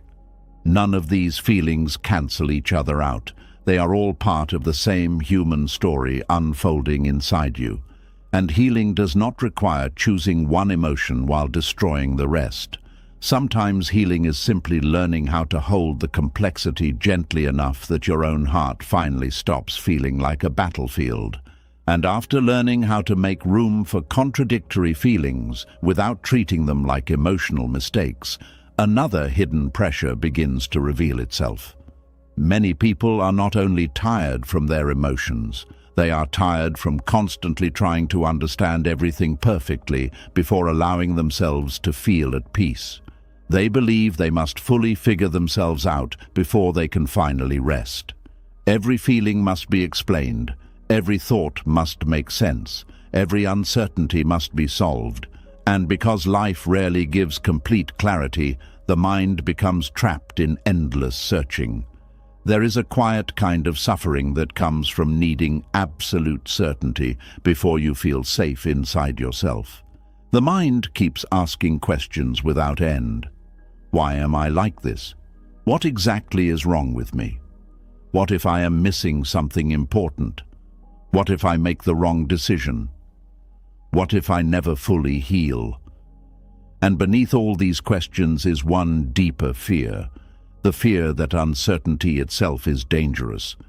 This is why many people live in constant mental tension. They are not only trying to heal, they are trying to eliminate every unknown part of life. They want emotional clarity before taking action. They want certainty before trusting themselves. They want guarantees before allowing their heart to relax. But life does not work that way. Some seasons arrive without explanation. Some emotions remain partially unresolved for a while. Some questions do not receive immediate answers. And some parts of healing only become understandable after you have already walked through them. Yet the mind often refuses to accept this. It believes uncertainty means something is wrong. So it keeps searching obsessively for the perfect explanation that will finally remove all discomfort. This is where overthinking quietly takes control of a person's life. Overthinking is often misunderstood as simply thinking too much. But deeper than that, overthinking is usually an attempt to create emotional safety through total understanding. The person believes that if they can just analyze enough, predict enough, understand enough, prepare enough, then finally they will feel calm. But the tragedy is that the search for perfect clarity often creates more confusion, because the mind keeps moving the finish line. One answer creates 5 new questions. One realization creates another layer of doubt. One moment of certainty disappears the moment fear returns. And eventually the person becomes mentally exhausted, not because they are incapable of peace, but because they are demanding impossible levels of clarity from a deeply human life. Human beings are not mathematical equations. The heart does not always move logically. Healing does not always unfold neatly, and life itself contains mystery. But many people secretly treat uncertainty like failure. If they do not fully understand their emotions, they panic. If they do not know exactly what the future holds, they become restless. If they cannot perfectly explain why they feel the way they do, they become frustrated with themselves. This creates enormous pressure inside the mind. The person becomes emotionally interrogative all the time. Why am I still sad? Why do I feel both hope and fear? Why can't I just know what I want? Why am I confused? But confusion is not always dysfunction. Sometimes confusion is simply part of transition. A person moving from one version of themselves into another often feels uncertain for a while. Old identities loosen before new ones fully form. Old beliefs collapse before deeper understanding emerges. Emotional clarity may temporarily disappear while the inner world reorganizes itself. But many people misinterpret this natural process as failure. They think peace only belongs to people who have everything figured out. Yet some of the calmest people in the world are not people with perfect certainty. They are people who learned how to live gently beside uncertainty. This is one of the hidden foundations of self-reconciliation, the ability to stop demanding complete clarity before allowing yourself compassion. There is deep emotional freedom in admitting, I do not fully understand everything I feel right now, and that is okay. That sentence softens enormous amounts of internal pressure, because now your nervous system no longer has to solve your entire existence tonight in order to deserve rest. Many people unknowingly live as if their mind is a courtroom where every feeling must defend itself logically before being accepted. If the emotion cannot be perfectly explained, they become suspicious of it. If the future cannot be predicted clearly, they panic. But life often asks us to walk through uncertainty without complete understanding. Even the biggest decisions in life rarely come with total clarity. Love does not. Healing does not. Purpose does not. Growth does not. There are moments when you simply move forward with partial understanding and trust that deeper clarity will unfold later. This terrifies the controlling mind because control wants guarantees. It wants certainty before movement. It wants emotional proof before trust. But peace grows differently. Peace often grows through learning how to remain steady even when everything is not fully clear yet. This is why self-reconciliation begins when you stop treating uncertainty like an emergency. A person who fears uncertainty becomes trapped in constant mental checking. They repeatedly analyze their emotions, repeatedly question their choices, repeatedly revisit conversations, repeatedly search for hidden meanings, repeatedly ask themselves whether they are healing correctly. But emotional life cannot always be managed through endless analysis. Sometimes the deepest healing happens when the mind finally stops trying to force certainty from every corner of existence. There is also another hidden problem with demanding perfect clarity.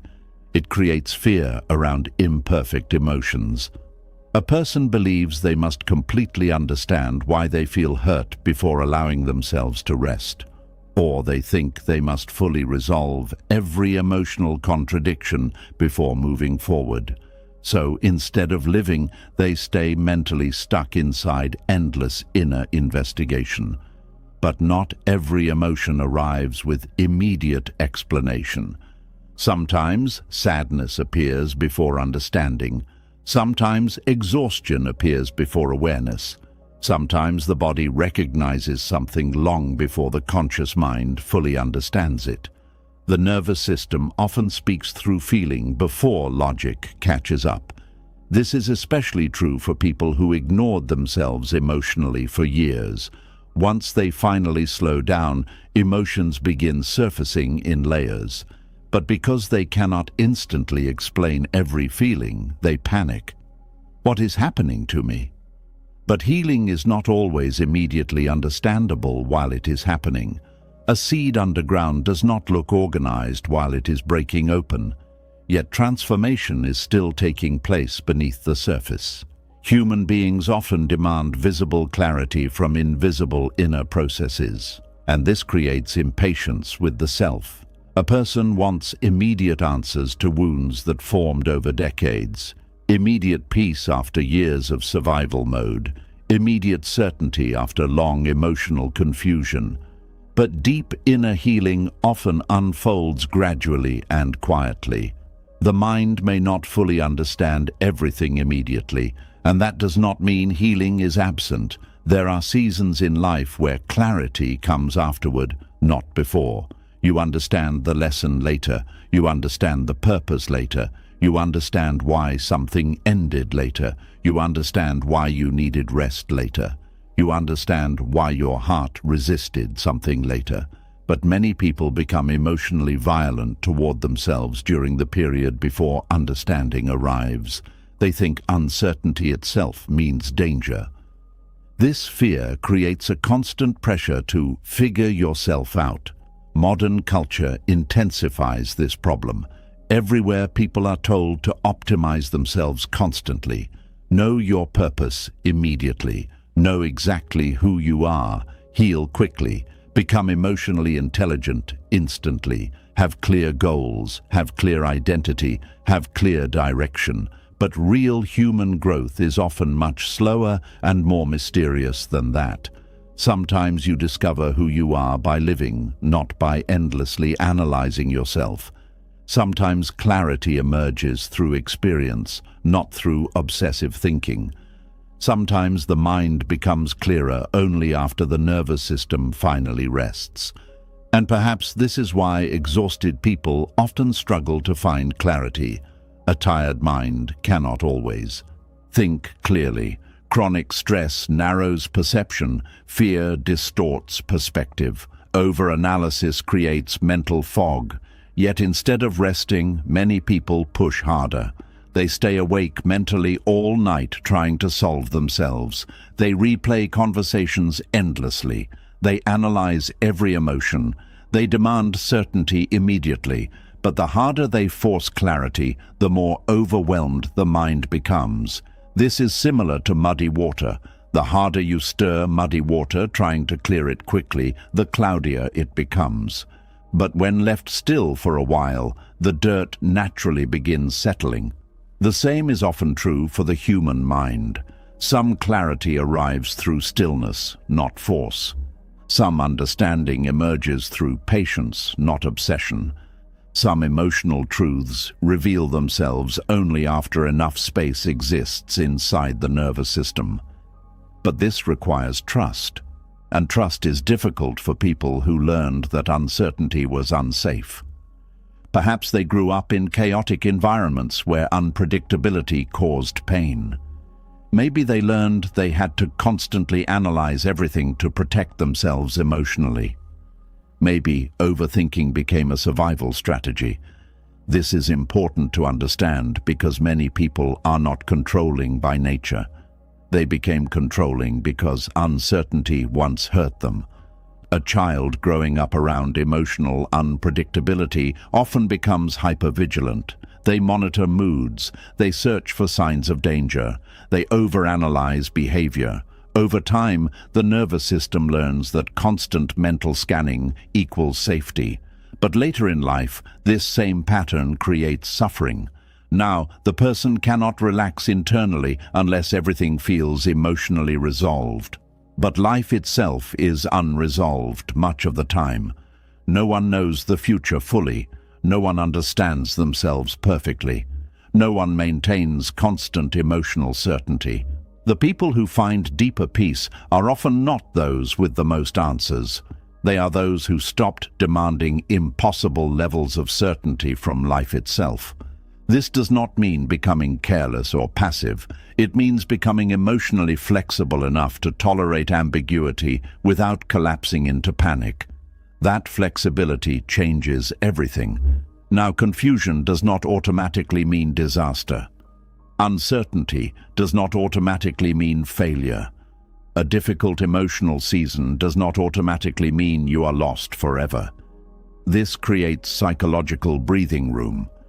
Breathing room allows the nervous system to settle, and a settled nervous system often sees more clearly than a panicked one.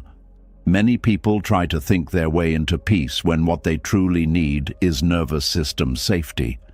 A frightened mind keeps searching because it believes one final answer will finally remove fear forever. But fear rarely disappears through total certainty because life itself cannot provide total certainty. Instead, peace grows when you become capable of standing inside uncertainty without abandoning yourself. That is a very different kind of strength. A person who requires perfect clarity before feeling safe will suffer constantly because life keeps changing. Relationships shift, emotions evolve, plans fail. New chapters begin unexpectedly. Human beings themselves change over time. The need for total certainty becomes an impossible burden. But when you loosen your grip slightly, something beautiful happens. The mind softens, the heart relaxes, the body stops living in constant interrogation mode. You begin allowing yourself to exist without solving every mystery immediately. And this creates space for intuition, not anxious guessing, not obsessive thinking, real intuition. Intuition often becomes easier to hear once mental panic quiets down. A frantic mind confuses fear for wisdom, but a calmer inner environment allows deeper knowing to surface naturally. This is one reason silence feels uncomfortable for many people. Silence removes distraction, it exposes uncertainty, it reveals unresolved emotions, and without constant stimulation, the mind begins searching desperately for clarity. But silence also teaches something important. Not every unanswered question needs immediate resolution. Some questions can remain open for a while. Some emotions can remain partially understood. Some experiences need time before meaning becomes visible. This is difficult for perfectionistic minds. Perfectionism does not only demand perfect performance, it often demands perfect understanding too. The person feels they must fully understand themselves before they deserve peace. But no human being fully understands themselves all the time. The psyche contains depth.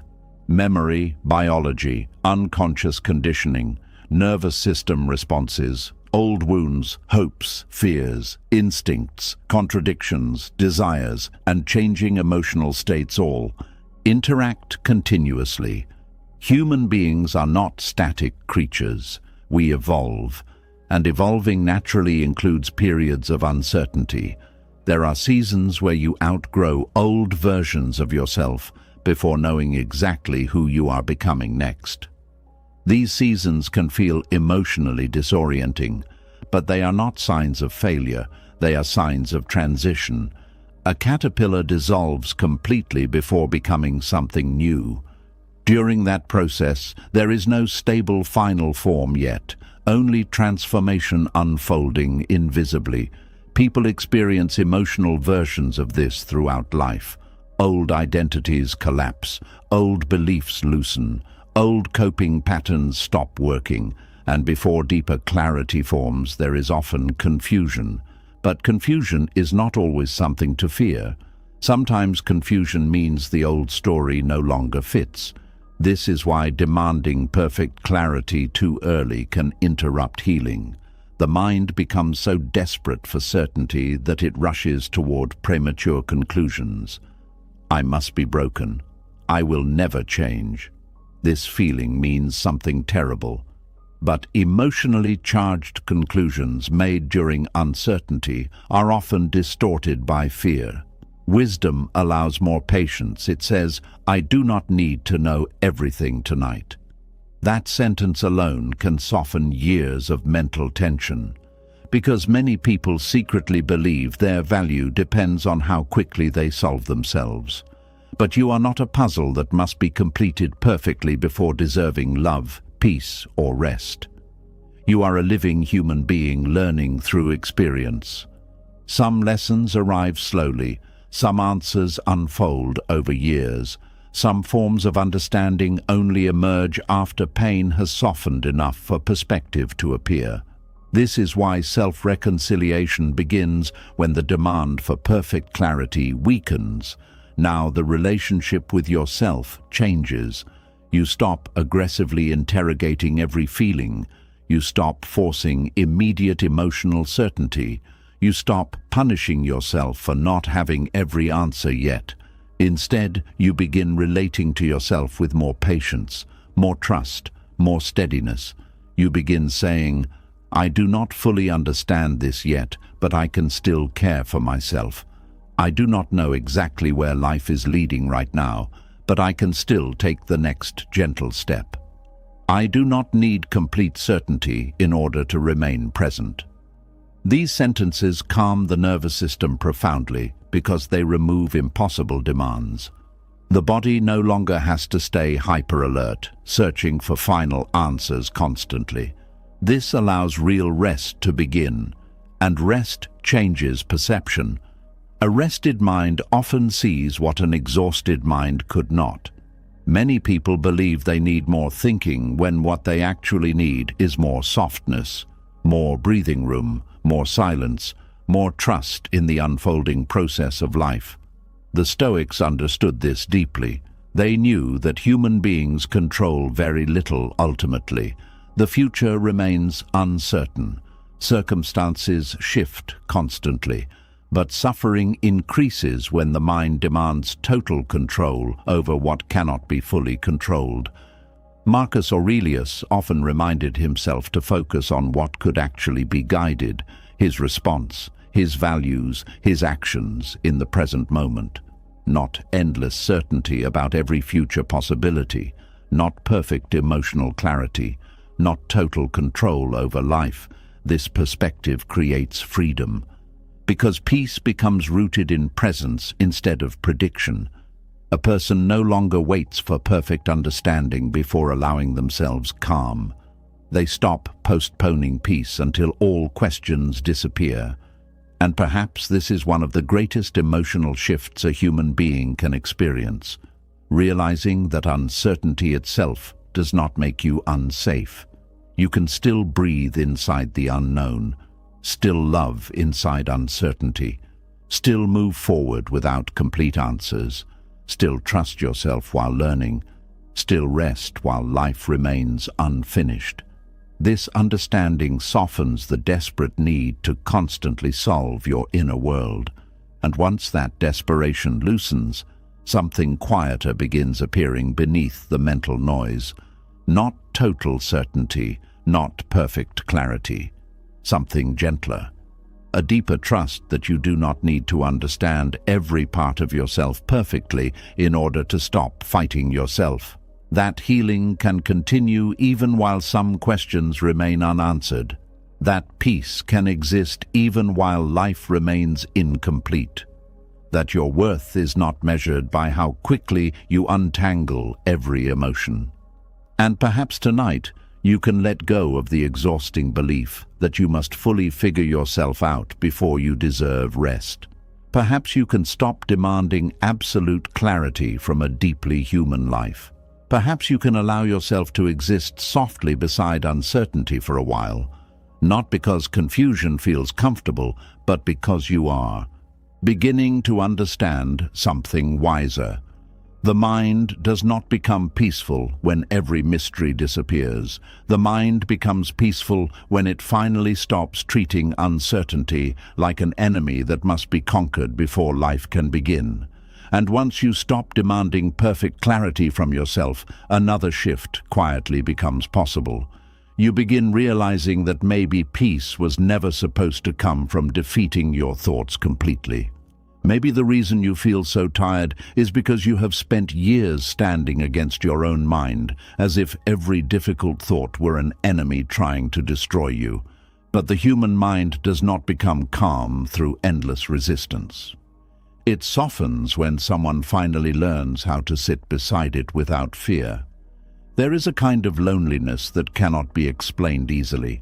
It happens when a person becomes uncomfortable with their own inner world. They may still function normally on the outside, but inside they feel emotionally unsafe with themselves. Silence becomes tense. Rest becomes difficult. Stillness feels threatening. The moment thoughts appear, the person immediately braces for conflict. This is how many people unknowingly live every day. Their own mind feels like a place they must constantly manage, control, monitor, or escape from. And because of this, they never fully relax inside themselves. They become mentally defensive all the time. A painful thought appears, and they immediately push back. An uncomfortable memory rises, and they panic. Fear enters the room, and they rush to silence it. Doubt arrives, and they begin mentally arguing for hours. Without realizing it, they spend enormous energy fighting thoughts that may not even require battle. This constant resistance creates exhaustion. Not because thoughts themselves are always powerful, but because resistance consumes emotional energy. The body tightens. The nervous system stays alert. The mind becomes hyper-focused on internal discomfort. Everything inside turns into opposition. But there is another way to relate to the mind, a quieter way, a steadier way, a way that does not require surrendering to every thought, but also does not require endless war against them. This is the art of sitting beside your thoughts instead of standing against them.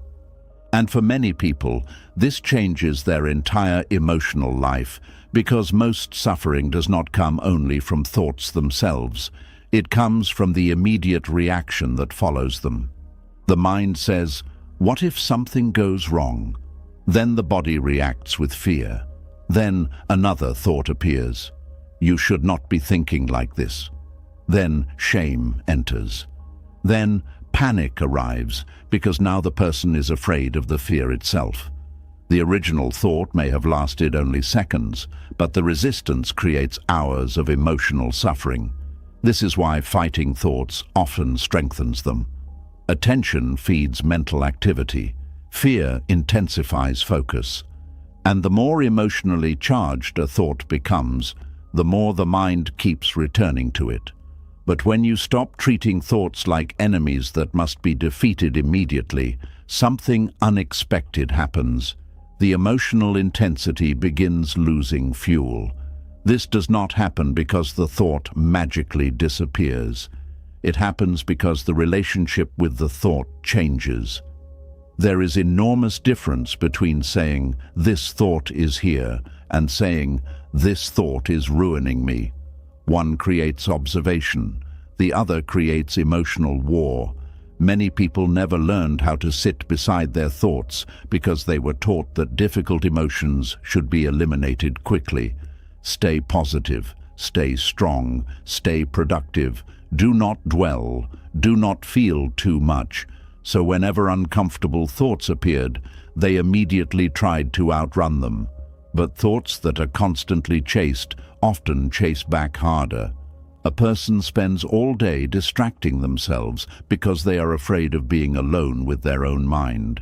Music constantly playing, phone constantly scrolling, noise constantly filling the room, productivity filling every empty hour.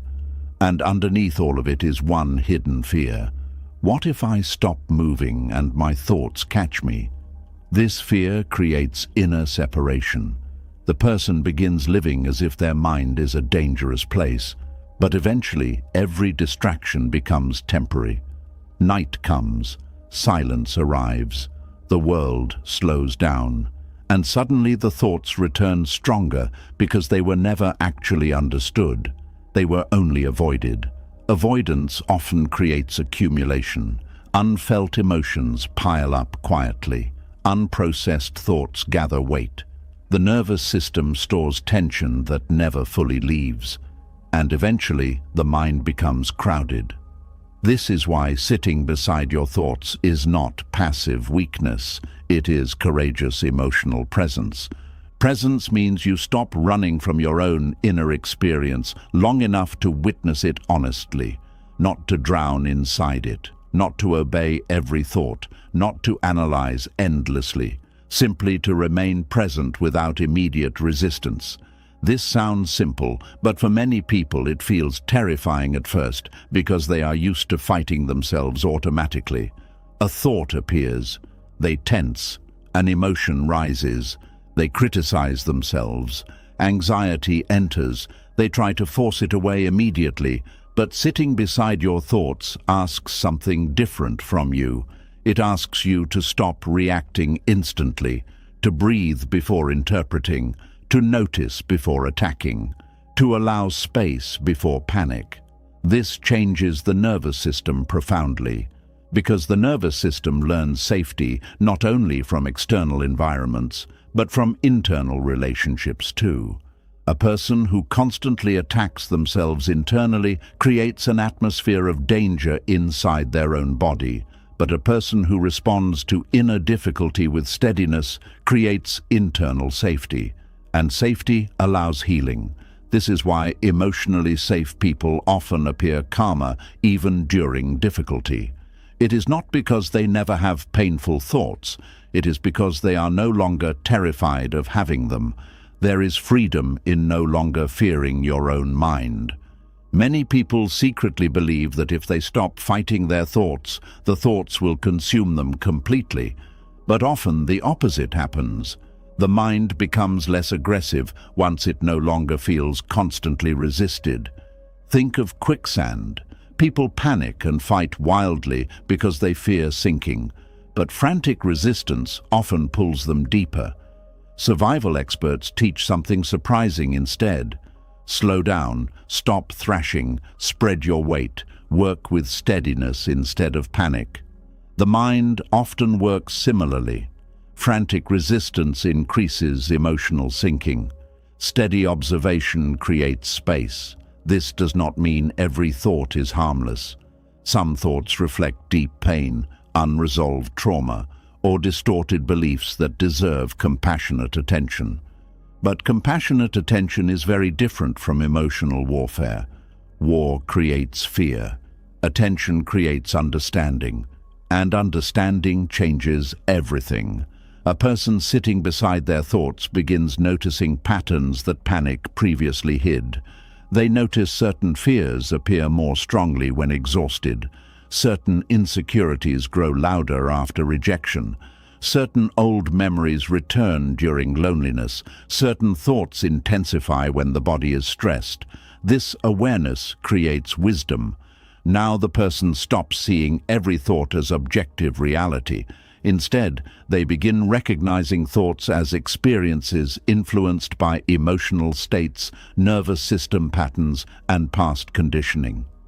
This recognition softens fear, because fear often grows strongest in confusion.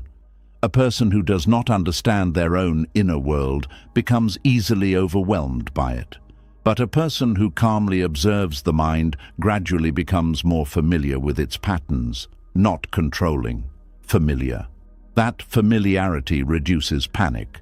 The same way storms become less terrifying when you understand weather patterns. This is why mindfulness practices have existed for thousands of years across different traditions, not because humans were trying to become emotionless, but because they were trying to develop a different relationship with thought itself. The goal was never perfect mental silence. The goal was freedom from automatic entanglement, freedom from immediately becoming every thought that appeared, freedom from emotional fusion, freedom from the endless cycle of reaction and resistance. Many people think peace means never having difficult thoughts again, but peace is often quieter than that. Peace is being able to sit in the same room as your thoughts without becoming emotionally destroyed by their presence. This is a profound form of strength, especially in a world that constantly teaches people to escape discomfort immediately. Discomfort itself is not always dangerous. Sometimes discomfort is simply part of being emotionally alive. A memory hurts because something mattered deeply. Fear rises because the nervous system learned survival through alertness. Sadness appears because the heart knows loss. These experiences do not make you weak, they make you human. But when the mind becomes afraid of its own humanity, suffering multiplies. This is why sitting beside your thoughts requires compassion, not indulgence, not helplessness. Compassion. Compassion says, "This is difficult, but I do not need to attack myself for experiencing it." That sentence changes the emotional atmosphere inside the body, because many people unconsciously believe harshness creates strength. They think inner cruelty will force them into healing faster. But shame rarely creates lasting peace. Fear rarely creates emotional safety. Punishment rarely creates reconciliation. A person heals more deeply when they stop becoming violent toward their own inner experience. And violence is not always loud. Sometimes violence sounds like constant self-rejection. You should not feel this. You are ridiculous. Why are you still struggling? You are too sensitive. These sentences create internal hostility. The mind tightens under hostility, but sitting beside your thoughts changes the tone completely. Now the inner response becomes softer. This thought is painful. I notice fear here. I feel overwhelmed right now. There is sadness moving through me. Notice the difference. No attack, no humiliation, no emotional abandonment, just awareness. This awareness creates emotional regulation naturally because the nervous system no longer feels trapped inside internal danger. One of the deepest truths about the mind is this: what is resisted aggressively often becomes more persistent. This is why people who desperately try not to feel anxious often become more anxious. The fear of anxiety adds another layer of anxiety. The fear of sadness adds tension around sadness. The fear of intrusive thoughts intensifies focus on intrusive thoughts. Eventually, the person becomes trapped not only by the original thought, but by fear of the thought itself. Sitting beside your thoughts interrupts this cycle, because now the thought is no longer treated like an emergency, and thoughts lose power when panic stops feeding them constantly. This process takes practice because many people have spent years reacting automatically. Their nervous systems are trained for inner combat. The moment discomfort appears, defense mechanisms activate immediately. Some people intellectualize, some distract, some overanalyze, some numb themselves, some become emotionally reactive. These responses often formed for understandable reasons. At some point, the mind learned that discomfort was unsafe. But adulthood offers an opportunity to slowly teach the nervous system something new. That difficult thoughts can exist without catastrophe, that feelings can rise without immediate collapse, that discomfort can move through the body without destroying identity. This is emotional resilience, not emotional suppression. Resilience allows movement. Suppression creates internal freezing. Many people appear calm externally while internally frozen. Frozen grief, frozen fear, frozen anger, frozen exhaustion. But frozen emotions do not disappear, they simply wait, sometimes for years. Then suddenly a small trigger awakens enormous emotional reactions that seem disproportionate to the moment. The person becomes confused. Why am I reacting so strongly? Often because the nervous system has been carrying accumulated emotional weight for a very long time. Sitting beside your thoughts allows emotional thawing, slowly, gently, without forcing. This is why healing cannot always be rushed. Some emotions need space before they soften naturally. Some thoughts lose intensity only after they stop being treated like forbidden enemies. A person who constantly fears sadness often becomes emotionally exhausted trying to avoid it. But a person who learns how to sit quietly beside sadness without drowning discovers something surprising. Emotions move. No feeling stays exactly the same forever. Even intense emotions shift over time when they are not constantly resisted or dramatized. This is important because many people secretly fear permanence during emotional pain. They think, "I will feel this way forever." But emotional states are fluid. Thoughts move, feelings evolve. Nervous systems regulate gradually, and often the mind calms not through force, but through safe observation. This is why breathing matters during emotional overwhelm. Breathing tells the body, "We are still here. We are still safe enough to stay present." A slow breath interrupts panic's momentum. A grounded body helps the mind soften. The body and mind constantly influence each other. A tense body creates mental alarm. A calmer body creates more emotional space. This is why practices like walking slowly, sitting quietly, journaling honestly, resting deeply, or simply placing a hand over the chest during emotional overwhelm can feel healing. They communicate steadiness to the nervous system. Steadiness teaches the mind it does not need to scream for survival, and perhaps this is what many people truly need. Not more self-criticism, not more analysis, not more inner fighting, but a safer relationship with themselves, a relationship where difficult thoughts can exist without creating immediate self-rejection, a relationship where emotions are allowed to move without becoming moral failures, a relationship where uncertainty does not automatically create panic. This relationship changes everything because eventually the mind begins trusting your presence. Trust matters deeply. A frightened mind does not relax around hostility. It relaxes around steadiness, and steadiness does not mean perfection. It means remaining emotionally present without abandoning yourself.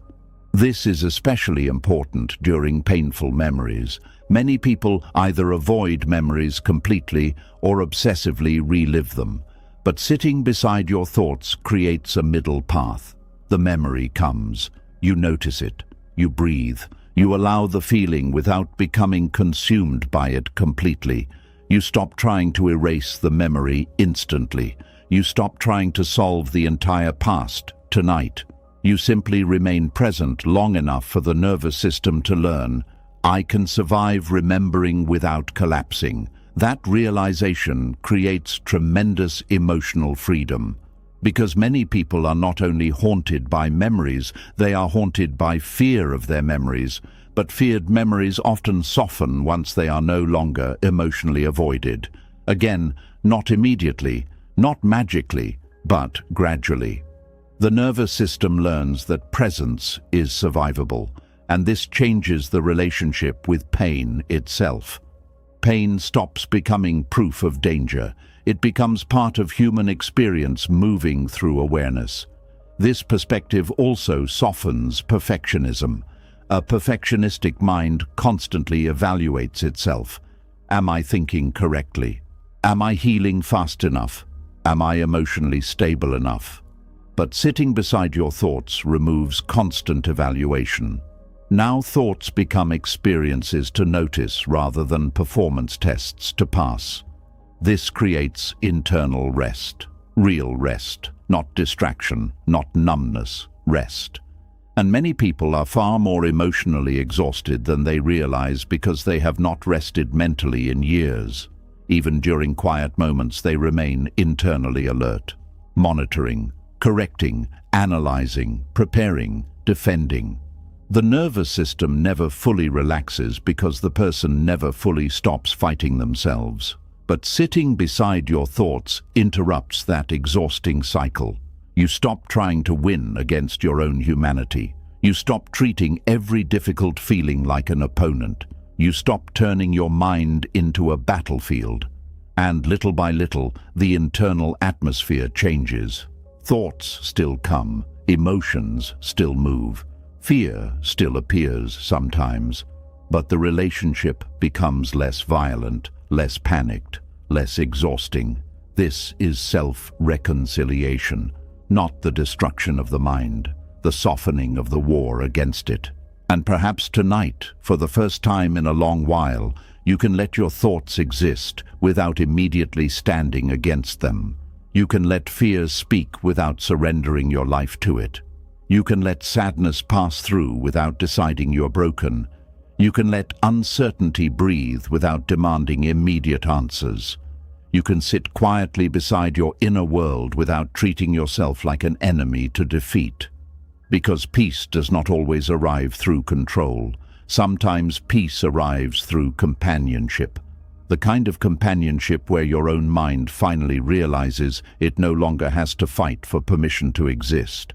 And once that realization settles into the nervous system, even slowly, something inside begins loosening. The tension softens. The resistance weakens. The constant inner defense begins lowering its guard. Not because life suddenly became perfect, but because you finally stopped standing against yourself long enough to sit beside your own humanity with patience instead of fear. And after learning how to sit beside your thoughts instead of constantly fighting them, another layer of inner peace slowly begins to reveal itself. You start noticing that not every painful feeling belongs to the present moment. Some emotions are echoes, old fears repeating themselves through new situations, old wounds reacting before the mind fully understands what is happening, old pain speaking in familiar emotional tones long after the original moment has passed. And much of human suffering comes from arguing with these echoes as if they are current truths instead of lingering emotional memories still moving through the nervous system. There are moments when a person reacts to something small with emotions that feel much larger than the situation itself. A delayed message creates panic. A cold tone of voice creates deep insecurity. A simple disagreement awakens enormous fear of abandonment. And afterward the person feels confused. Why did I react so strongly? Often because the present moment touched an old emotional echo. The mind remembers emotionally even when logic says the danger is over. A child who constantly felt rejected may grow into an adult who panics when someone becomes distant. A person who lived through betrayal may struggle to fully relax even inside healthy relationships. Someone who spent years criticized harshly may hear failure in situations where no one is actually attacking them. The emotional echo returns automatically, and many people spend years fighting these echoes instead of understanding them. They become angry at themselves for still feeling afraid, ashamed for still feeling sensitive, frustrated that old pain still appears. But emotional echoes are not signs of weakness. They are signs that certain parts of the nervous system still remember what survival once felt like. This is important because the body often carries emotional memory differently than the conscious mind.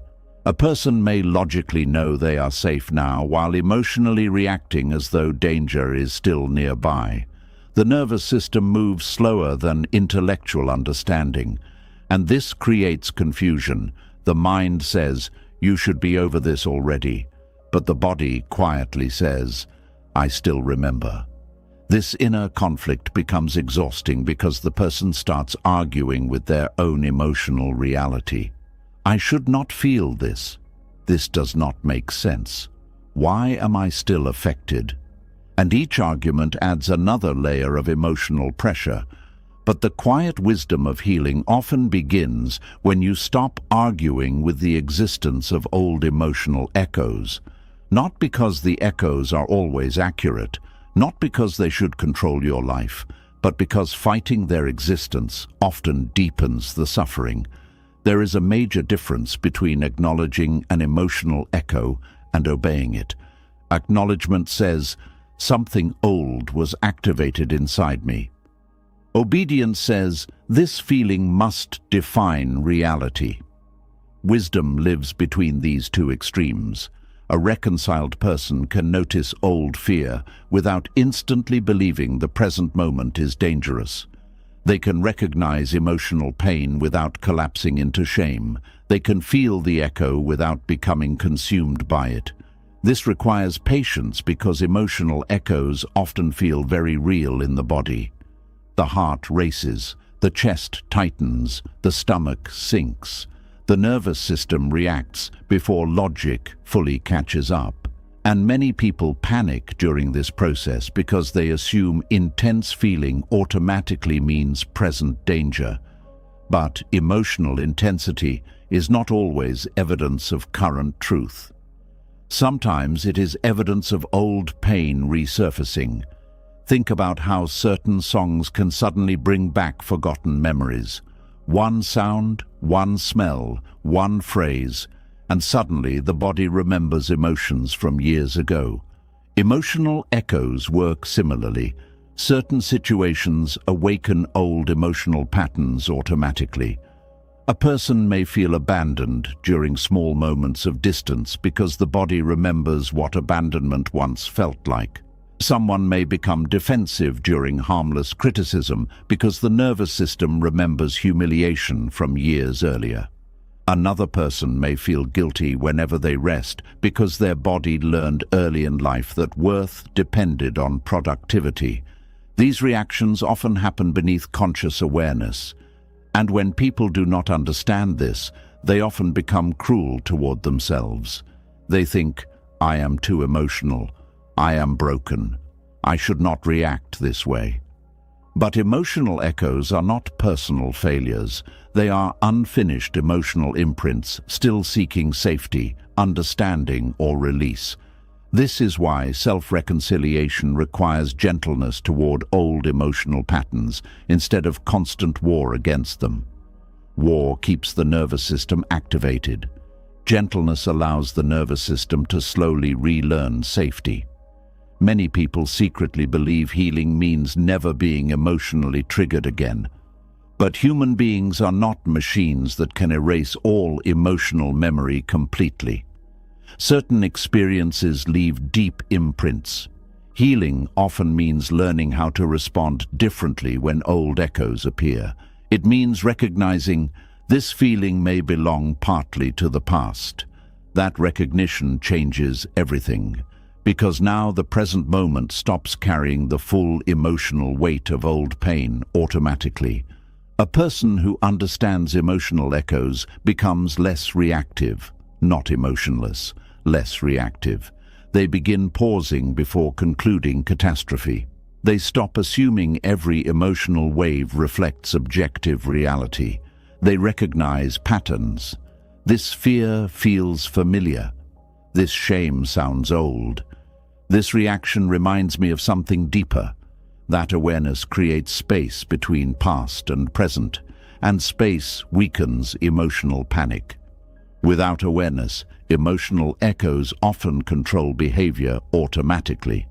A person becomes distant to avoid rejection before rejection even happens. Another becomes controlling because uncertainty activates old fear. Someone else withdraws emotionally because vulnerability once caused pain. The person believes they are reacting to the present, but often they are reacting to accumulated emotional history. This is why unresolved emotional pain quietly shapes adult life.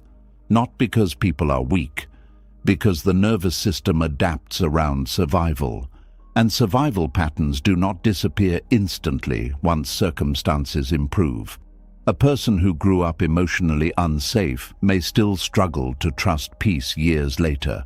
Calm can feel unfamiliar to a nervous system trained for alertness. Stillness can feel uncomfortable to someone who spent years surviving chaos. This is one reason emotionally healthy love can initially feel strange to wounded people. Their nervous system is accustomed to emotional intensity, unpredictability, or hypervigilance. Peace feels unfamiliar, sometimes even suspicious. The old emotional echo says, "Stay alert." And if the person argues aggressively with themselves for having these reactions, shame grows. But shame rarely heals emotional memory. Safety does, consistency does, patience does, compassion does. This does not mean excusing harmful behavior endlessly. Emotional echoes explain reactions, but they do not remove responsibility for growth. Healing still requires accountability. But accountability without self-hatred creates much healthier transformation. A person can say, "This reaction came from old pain, and I still want to respond differently." That sentence contains both compassion and responsibility. Many people only learned one extreme or the other, either total self-blame or total avoidance. But reconciliation creates balance. You stop demonizing yourself for having emotional wounds, and you also stop surrendering your whole life to those wounds.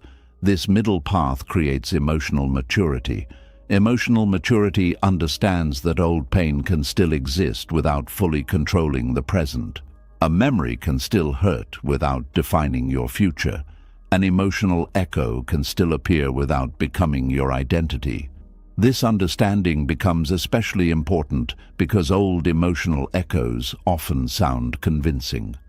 A person abandoned emotionally in childhood may hear, "You are unwanted," inside moments that are not actually rejection. A person repeatedly criticized may hear, "You are failing," even while succeeding. A person who experienced betrayal may hear, "You cannot trust anyone," even around safe people.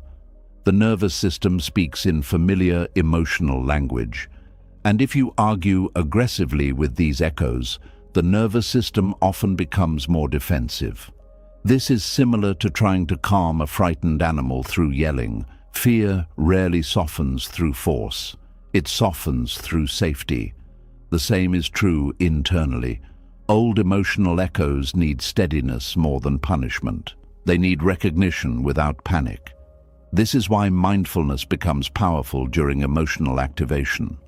Mindfulness allows you to notice what is happening internally without immediately becoming consumed by it. There is fear here.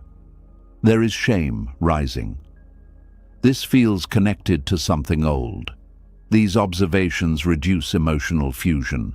You stop becoming the feeling completely. Instead, you witness it with awareness. Awareness creates room for choice. Without awareness, old emotional echoes run automatically. A person lashes out, withdraws, panics, overthinks, or self-sabotages without fully understanding why. But awareness interrupts automatic cycles. It creates the possibility of responding differently. And responding differently slowly teaches the nervous system that the present is not always the past repeating itself. This process requires repetition because emotional patterns formed over years often soften gradually. A person who lived decades in emotional survival mode cannot instantly become deeply regulated overnight. Healing is often the slow retraining of the nervous system. This is why patience matters so deeply. A harsh voice saying, "Why are you still like this?" only creates more fear internally. But a steady voice saying, "I understand this reaction comes from somewhere painful," creates emotional openness. Openness allows healing. Closed fear keeps wounds frozen. Many people carry emotional echoes they barely recognize because the original pain happened so long ago. Certain beliefs become woven into identity. I must earn love. I cannot trust people. I am too much. I am not enough. These feelings make me weak. The person may not even realize these are emotional echoes rather than objective truths. They simply feel normal because they have existed for so long. This is why self-awareness can feel painful at first. A person begins noticing how much of their current emotional life is shaped by old survival patterns. But awareness is not punishment. Awareness is freedom beginning. Because once you recognize an emotional echo, you stop automatically confusing it with present reality. You stop building your entire future around old emotional memory. This does not erase the feeling instantly, but it changes your relationship with it, and relationship matters. The mind often amplifies what feels resisted or feared, but what is calmly acknowledged often softens naturally over time. This is why arguing constantly with old emotional echoes keeps them alive. The person keeps reinforcing internal danger. I should not feel this. This means I am failing.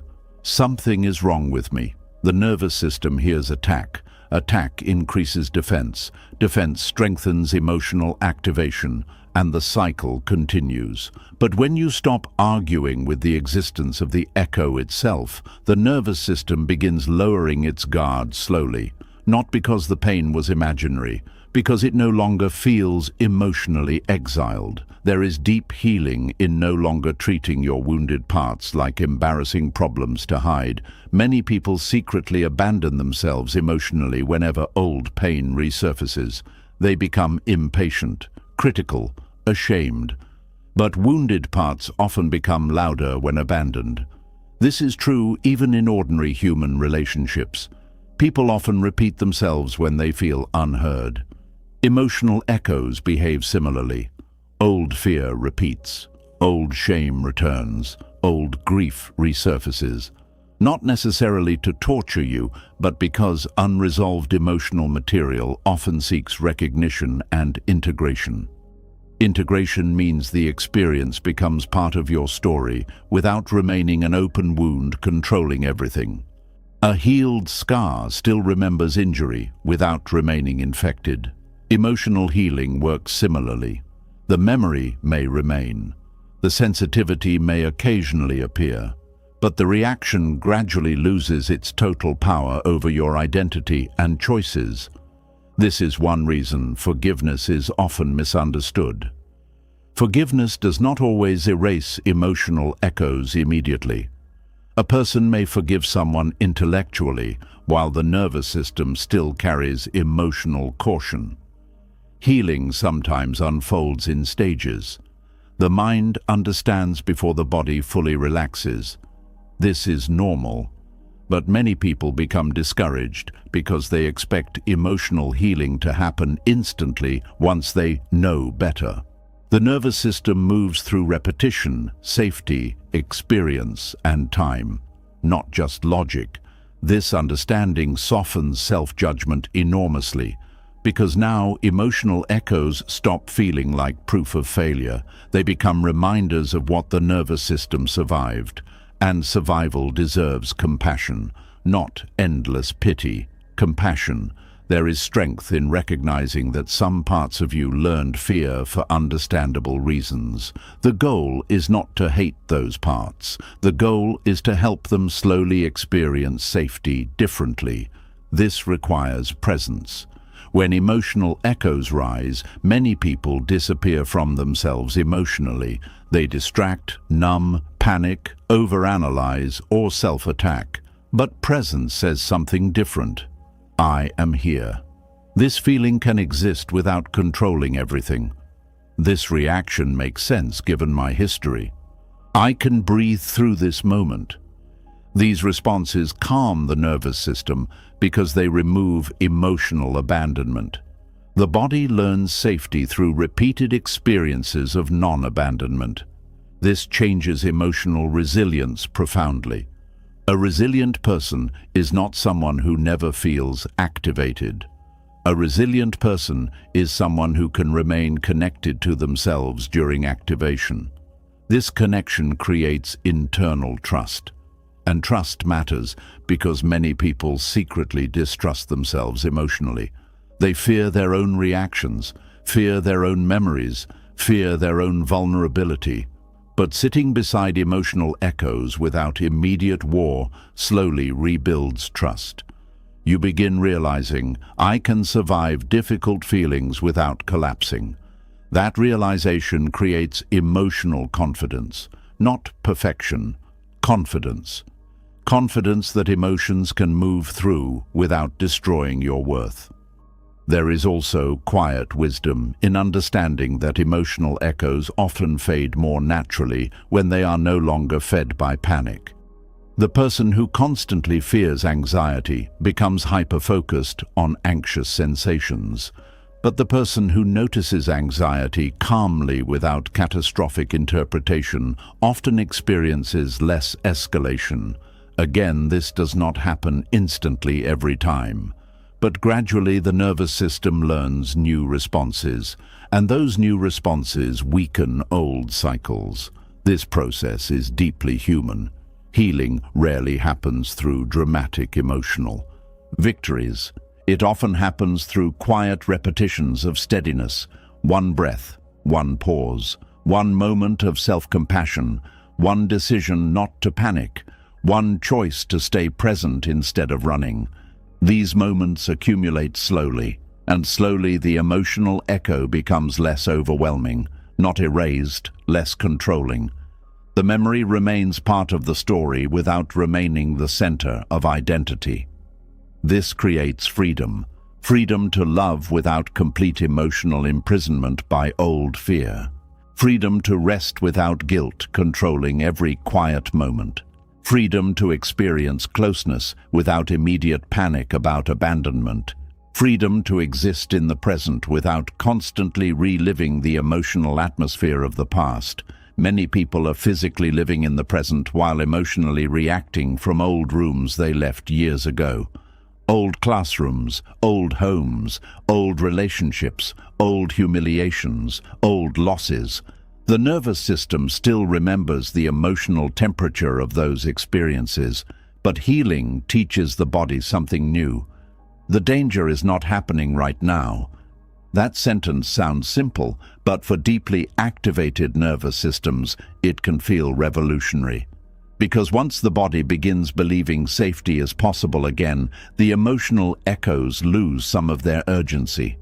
They stop screaming quite so loudly.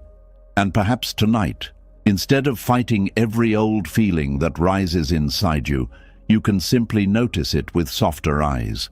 Not everything that hurts belongs to this exact moment. Not every fear reflects present danger. Not every emotional reaction means you are broken. Some feelings are echoes from older chapters still moving through the nervous system searching for reassurance. And maybe peace begins not when those echoes disappear forever, but when you stop arguing with the fact that they still exist sometimes. Maybe healing begins when you stop treating your emotional history like an enemy to erase. Maybe wisdom begins when you can quietly say, yes, I hear the old fear. Yes, I recognize this pain. Yes, part of me still remembers. And I do not need to hate myself for that. That sentence alone carries enormous gentleness, because the deepest healing often does not come from conquering your wounded parts. It comes from finally meeting them without shame, long enough for them to realize they are no longer alone inside you anymore. And once you stop arguing with old emotional echoes, something even deeper begins to become clear. Not every thought that rises inside you is a truth asking to be believed. Some thoughts are pain signals.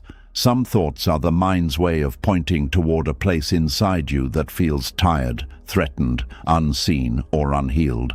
And if you mistake every painful thought for reality, you may spend your whole life obeying wounds that were only asking for care. There are thoughts that arrive like facts, but underneath them is pain. A thought says, nobody really cares about me, but beneath it may be loneliness. A thought says, I am not good enough, but beneath it may be shame from years of comparison. A thought says, something bad will happen, but beneath it may be a nervous system that has forgotten how safety feels. A thought says, I always ruin everything, but beneath it may be an old wound still carrying the memory of being blamed too much. This is where many people suffer without knowing why. They believe the thought because the thought feels strong. They assume intensity means accuracy. They think, if this thought hurts this much, it must be true. But pain is not proof. Pain is information. Pain tells you something needs attention, but it does not always tell you the full story. A headache tells you something is happening in the body, but it does not automatically tell you that your whole body is failing. A sore muscle tells you there is strain, but it does not mean you are permanently damaged.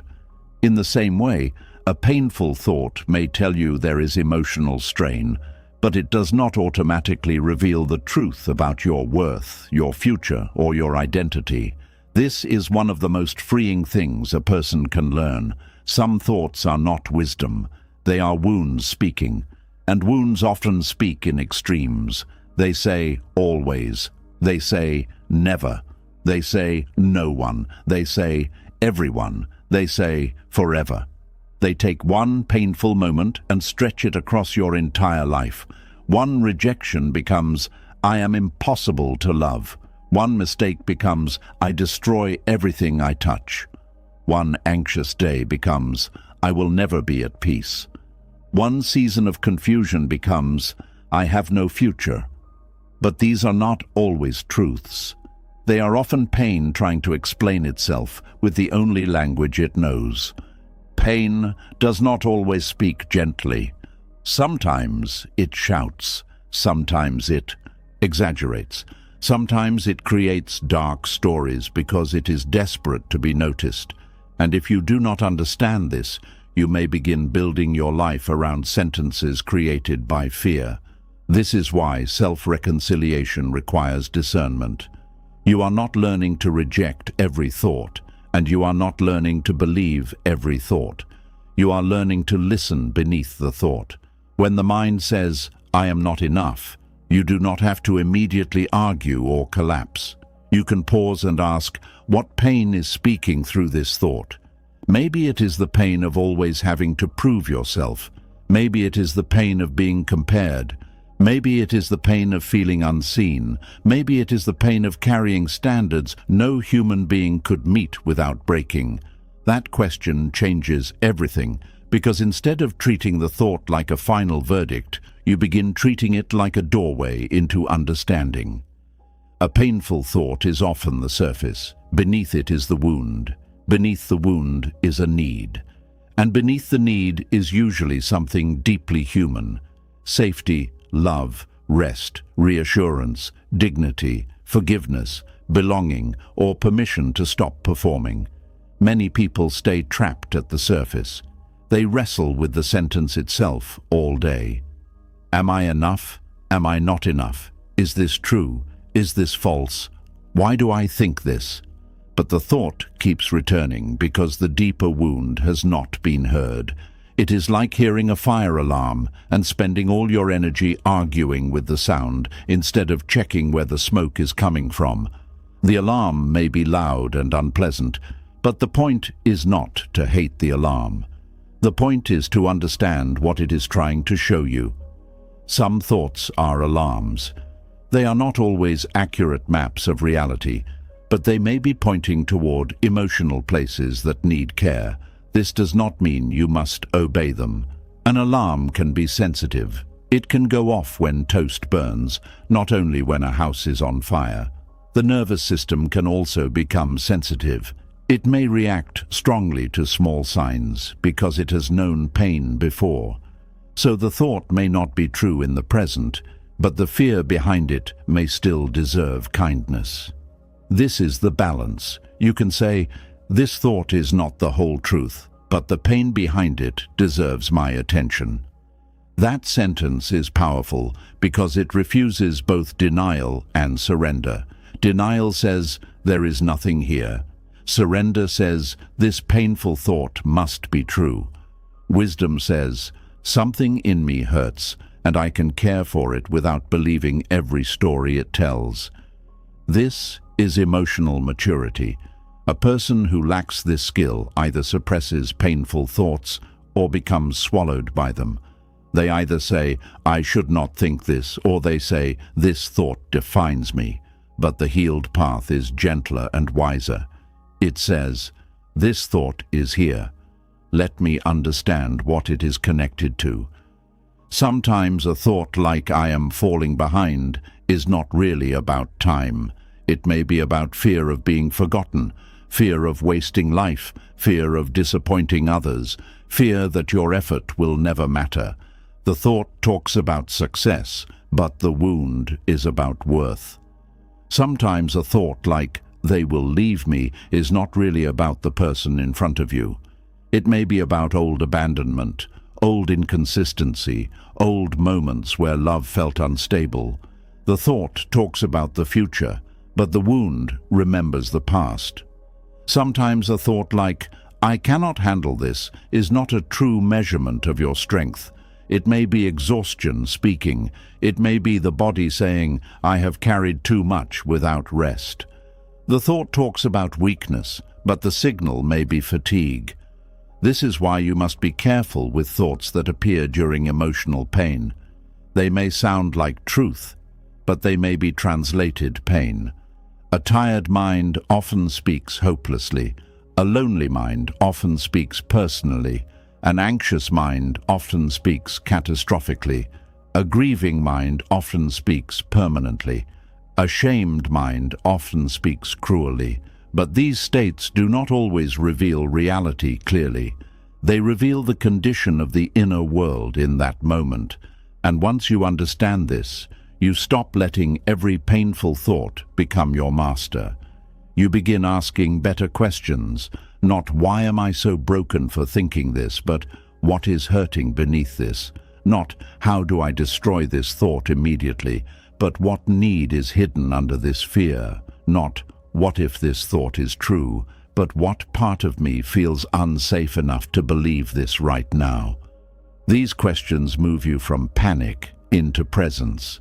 And presence is where healing begins. Because the mind often creates painful thoughts when a feeling has not been processed. If grief is ignored, it may become thoughts of emptiness. If anger is suppressed, it may become thoughts of bitterness or self-blame. If fear is denied, it may become endless predictions of danger. If shame is buried, it may become harsh inner criticism. The thought is not always the root. Sometimes it is the branch, and if you keep cutting branches while ignoring the root, the same patterns grow back again. This is why people can spend years trying to think positively and still feel wounded underneath. Positive thinking can help in small ways, but if it becomes a way to silence pain, it does not heal the wound, it only paints over it. A person says, "I am confident, I am strong, I am worthy." These words may be helpful, but if the deeper wound still feels unheard, another thought may return later. "No, you are not." Then the person feels defeated because the positive sentence did not erase the pain. But self-reconciliation does not depend on forcing happy thoughts over wounded places. It depends on learning how to meet the pain beneath the thought with honesty. If the mind says, "I am unlovable," the answer is not only, "No, I am lovable." Sometimes the deeper answer is, "A part of me learned to feel unwanted, and that part needs tenderness, not argument." That is a very different kind of healing, because now you are no longer fighting the sentence. You are caring for the wound that produced it. There is a quiet wisdom in understanding that the mind often uses thoughts to communicate emotional distress. It may not always speak clearly. It may use dramatic language. It may exaggerate. It may borrow old fears and present them as current facts. But beneath the distortion, there may be a real emotional need. This is why the goal is not to shame the mind for producing painful thoughts. The goal is to translate them. "I am not enough" may translate to, "I need reassurance that my worth is not based only on performance." "I will be abandoned" may translate to, "I need safety in connection." "I cannot do this" may translate to "I need rest, support, or a smaller next step." "Everyone is judging me" may translate to "I feel exposed and afraid of rejection." "I should be over this" may translate to "I am tired of hurting and need compassion for the length of healing." When you translate thoughts this way, they become less frightening. They stop looking like enemies. They become messages from parts of you that may be clumsy, scared, and overwhelmed, but not evil. This does not mean every thought should be trusted. Some thoughts are distorted. Some are repetitive. Some are shaped by old wounds that no longer match the present. Some are mental noise created by stress. But even distorted thoughts can reveal emotional pressure. A thermometer does not cure a fever, but it shows you something is happening. A painful thought may not be truth, but it may show you where the inner temperature is rising. And once you stop mistaking every pain signal for reality, you gain freedom. You no longer need to collapse every time the mind says something dark. You no longer need to argue for hours with every painful sentence. You no longer need to treat one thought as a prophecy, a verdict, or a definition of who you are.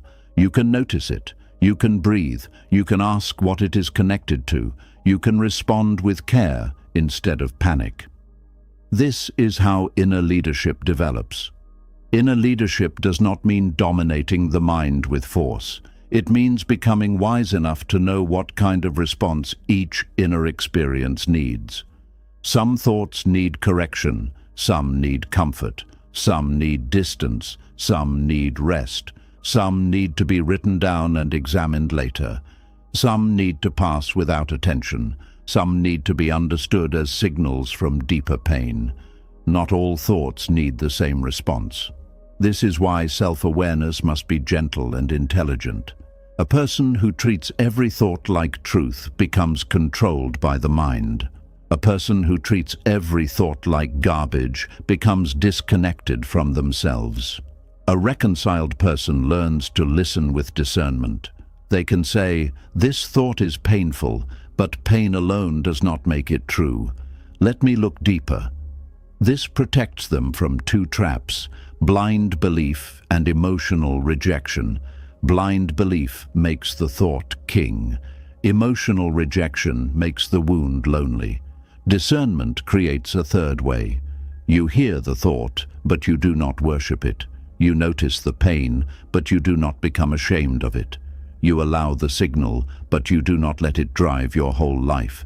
That is peace with strength inside it. Many people have never been taught this.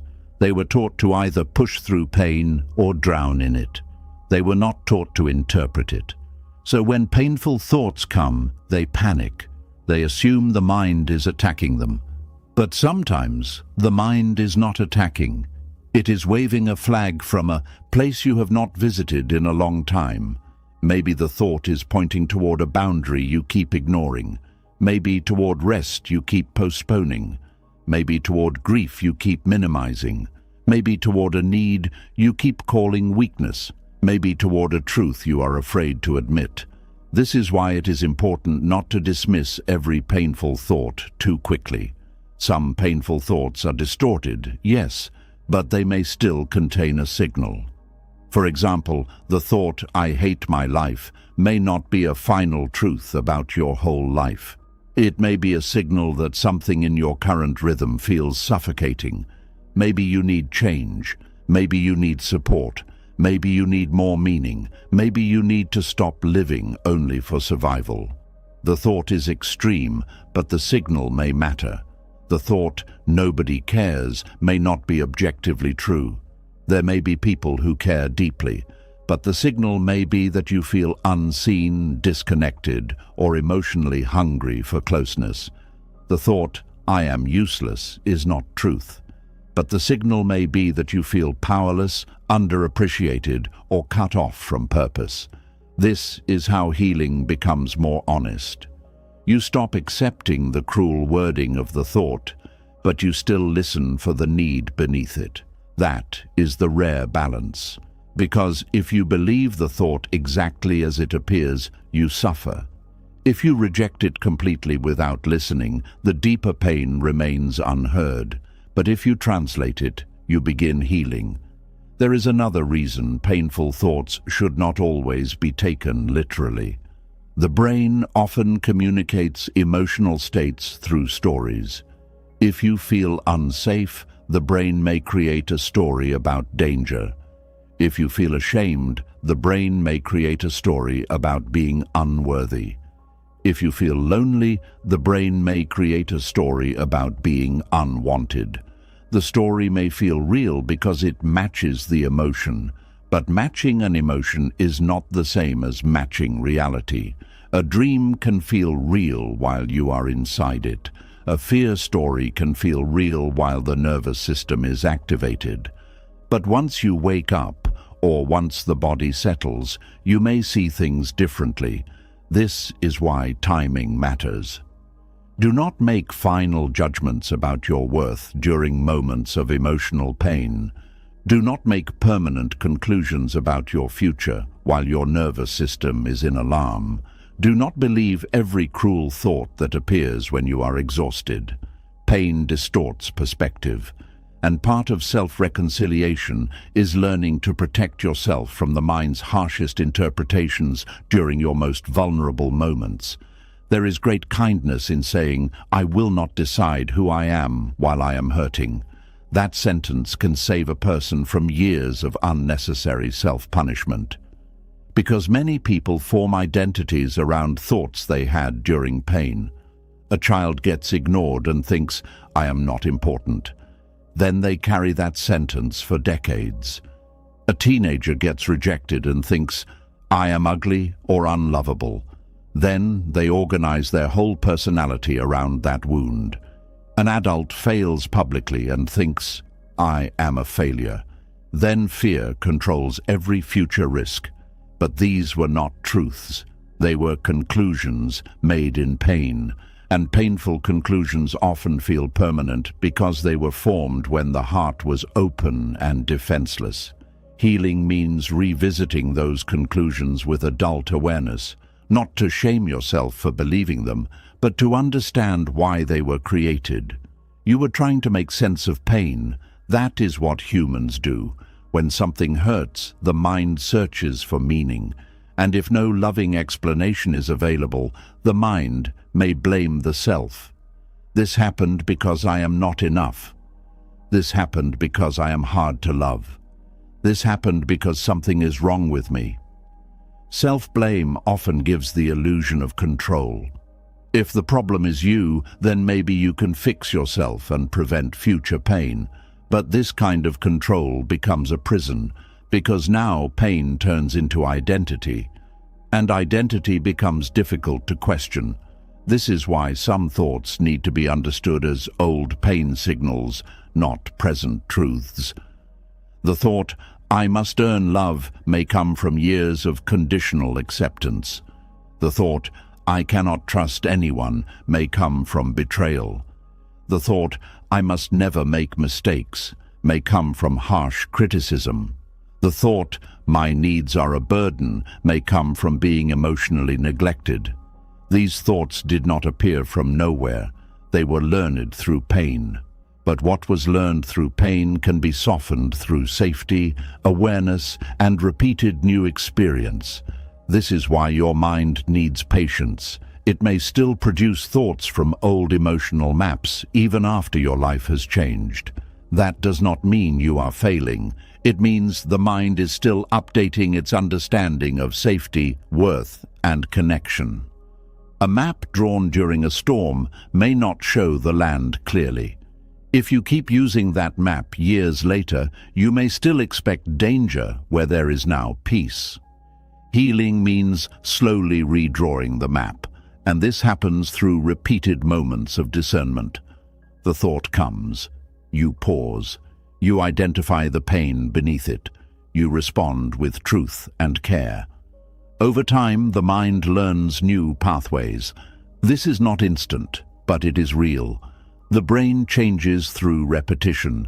Emotional patterns soften through repeated safe responses. Inner trust grows each time you refuse to abandon yourself during pain, and slowly, painful thoughts lose some of their authority. They may still visit, but they do not rule. They may still speak, but you do not kneel. They may still signal pain, but you no longer confuse the signal with your identity. This is one of the deepest freedoms in self-reconciliation. You stop being ruled by the first thing your mind says when it hurts. You stop treating every painful thought like a courtroom sentence. You stop letting wounds define reality without question. Instead, you become a compassionate interpreter of your own inner life. You learn to ask, what is this thought protecting? What is it remembering? What is it needing? What pain is trying to speak through this sentence? And with each question, the war softens. Because you are no longer attacking your mind. You are no longer believing every painful thought. You are no longer ignoring the wound. You are listening wisely. And perhaps tonight, this truth can settle gently inside you. Your painful thoughts may feel loud, but loudness is not the same as truth. Some thoughts are cries from tired places. Some are alarms from old fear. Some are shadows of past wounds moving through the present. Some are signals asking for rest, care, safety, or understanding. You do not have to hate them. You do not have to obey them. You can listen beneath them. You can care for what hurts without surrendering your life to the story pain is telling. And that is how the mind begins to heal. Not by being forced into silence, but by finally being understood well enough that it no longer has to turn every wound into a sentence against you. And after realizing that some thoughts are pain signals rather than absolute truths, another deeper lesson begins to unfold quietly inside you. The goal was never to silence your mind completely. The goal was never to destroy every fearful thought or eliminate every uncomfortable emotion forever. The real art is learning how to let the mind speak without handing it complete control over your life. Because the mind can speak loudly without being wise. It can speak urgently without being accurate. And many people suffer not because the mind speaks, but because they immediately obey everything it says. There is a hidden exhaustion that comes from treating every thought like an order.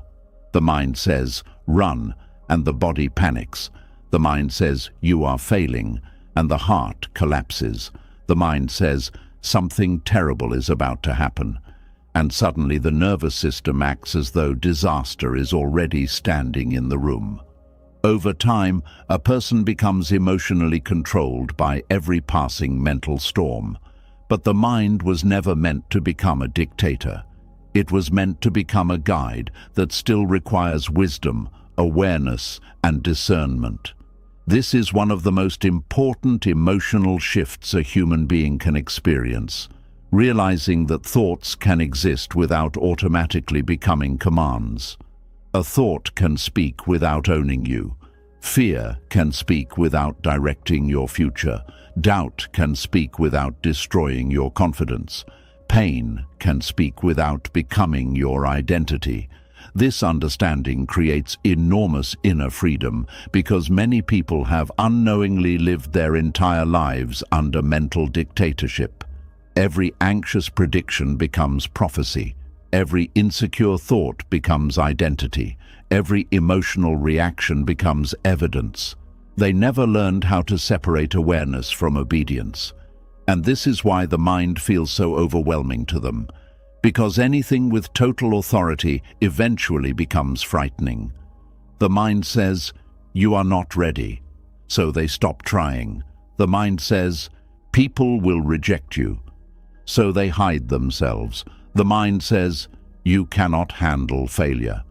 So they never risk growth. The mind says, you should stay where it is safe. So they remain emotionally trapped for years. Without realizing it, they have handed their entire life over to fear-based thinking. But thoughts are not kings. Thoughts are experiences moving through consciousness. Some are helpful, some are distorted, Some are wise, some are wounded, some are temporary reactions created by stress, exhaustion, loneliness, shame, or old emotional conditioning. This is why wisdom requires listening without immediate surrender. The mind is capable of producing beautiful insight and terrible misinformation in the same afternoon. One moment it says, "You are capable of healing." Another moment it says, "Nothing will ever change." One moment it sees possibility. Another moment it sees catastrophe. One moment it feels hopeful. Another moment it feels doomed. The human mind shifts constantly because emotional states influence perception deeply. This is why emotional maturity is not learning how to stop the mind from speaking. It is learning how to hear the mind without becoming controlled by every sentence it produces. There is a calm strength that develops when you begin responding to thoughts differently. Instead of instantly reacting, you pause. Instead of immediately believing, you observe. Instead of collapsing into fear, you breathe. This pause changes everything, because within that pause, choice becomes possible. Without awareness, thoughts control behavior automatically. A person feels anxious, so they avoid. A person feels ashamed, so they hide. A person feels afraid, so they stop moving forward. But awareness interrupts automatic obedience. The mind speaks, and instead of immediately kneeling to it, you simply notice. That thought is here. This sounds small, but it is revolutionary, because now you are no longer fused completely with the thought. You are witnessing it. Witnessing creates space, and space creates freedom. Many people are terrified of their own thoughts because they believe having a thought means they secretly want it, believe it, or will eventually become it. But thoughts are often much more random, reactive, and emotionally conditioned than people realize. The brain constantly produces mental activity, memories, predictions, fears, associations, imagined scenarios, old emotional scripts. This is part of being human, but the suffering begins when every thought is treated like absolute truth. A person has one insecure thought and decides they are permanently inadequate, one fearful thought and decides life is hopeless, one intrusive thought and concludes something is wrong with them morally. But the appearance of a thought is not the same as reality. Clouds pass through the sky without becoming the sky itself. Thoughts move through awareness in similar ways. Some stay briefly. Some linger longer, some return repeatedly because certain wounds or fears remain emotionally activated, but none of this automatically means the thought deserves complete authority over your life. This is where many people become trapped. They think emotional freedom means never having negative thoughts again. So every time fear returns, they panic. I thought I healed. I thought I moved past this. Why is this still happening? But healing is not the permanent absence of difficult mental activity. Healing is developing a new relationship with mental activity itself, a relationship where the mind is allowed to speak, but not allowed to dominate everything.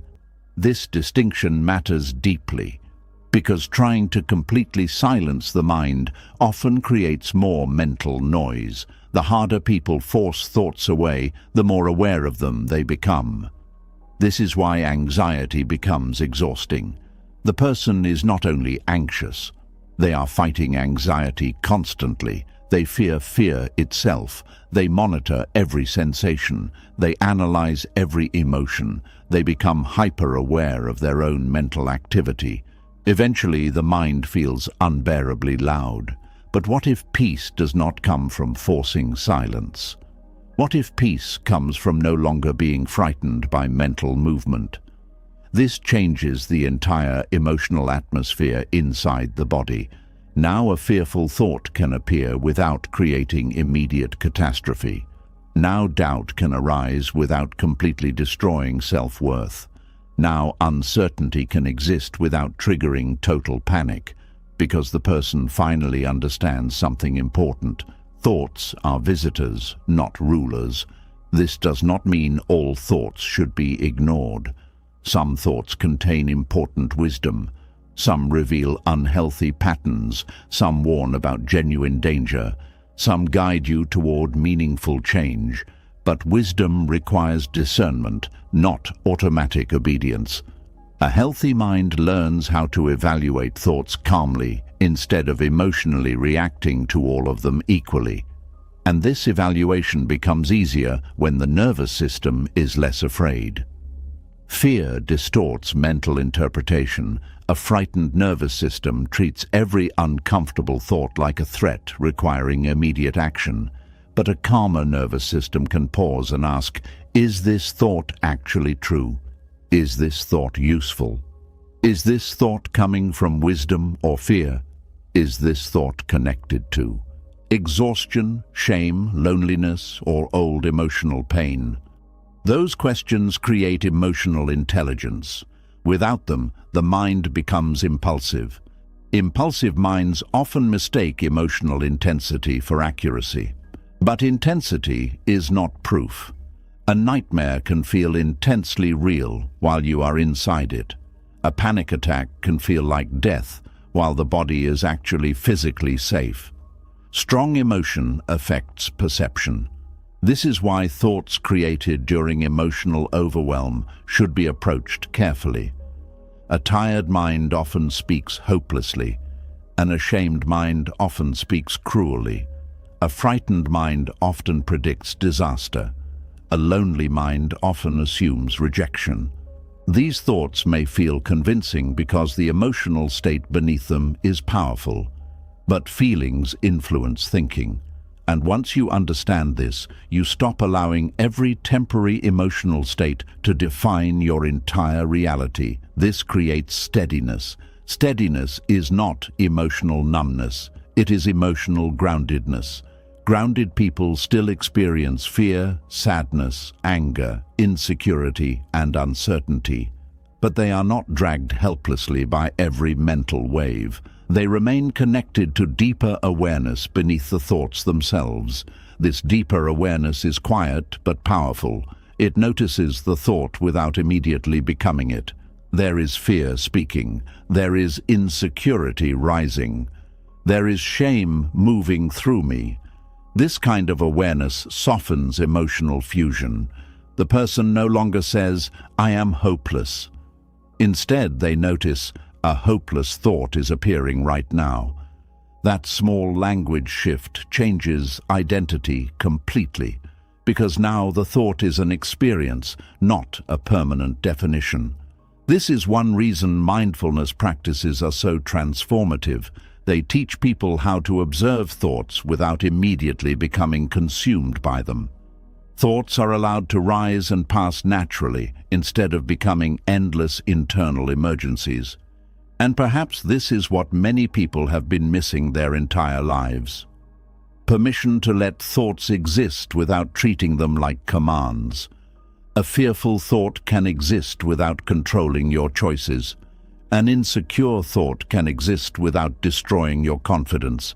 An angry thought can exist without forcing harmful action. A doubtful thought can exist without stopping your growth. This understanding restores inner authority, not through domination, through awareness. Awareness becomes the calm center from which you choose how to respond. And this is important because many people unconsciously hand leadership of their life to whichever emotion feels strongest in the moment. Fear leads one day, shame leads the next, anger leads after that. Then exhaustion takes over. The person becomes emotionally reactionary because no deeper awareness is present to guide the experience. But reconciliation changes this. You begin realizing that the mind can speak while another deeper part of you remains steady. This deeper steadiness does not scream, it does not panic, it does not catastrophize. It watches, it listens, it responds carefully. This is the part of you capable of saying, yes, fear is here, but I do not need to obey it completely. Yes, doubt is speaking, but I can still move forward gently. Yes, my mind is predicting disaster, but predictions are not guarantees. This is emotional wisdom in action, and emotional wisdom becomes stronger through repetition. At first, the mind may still feel overwhelming because old habits run deeply. A person who spent years automatically obeying anxious thoughts will not instantly become calm overnight.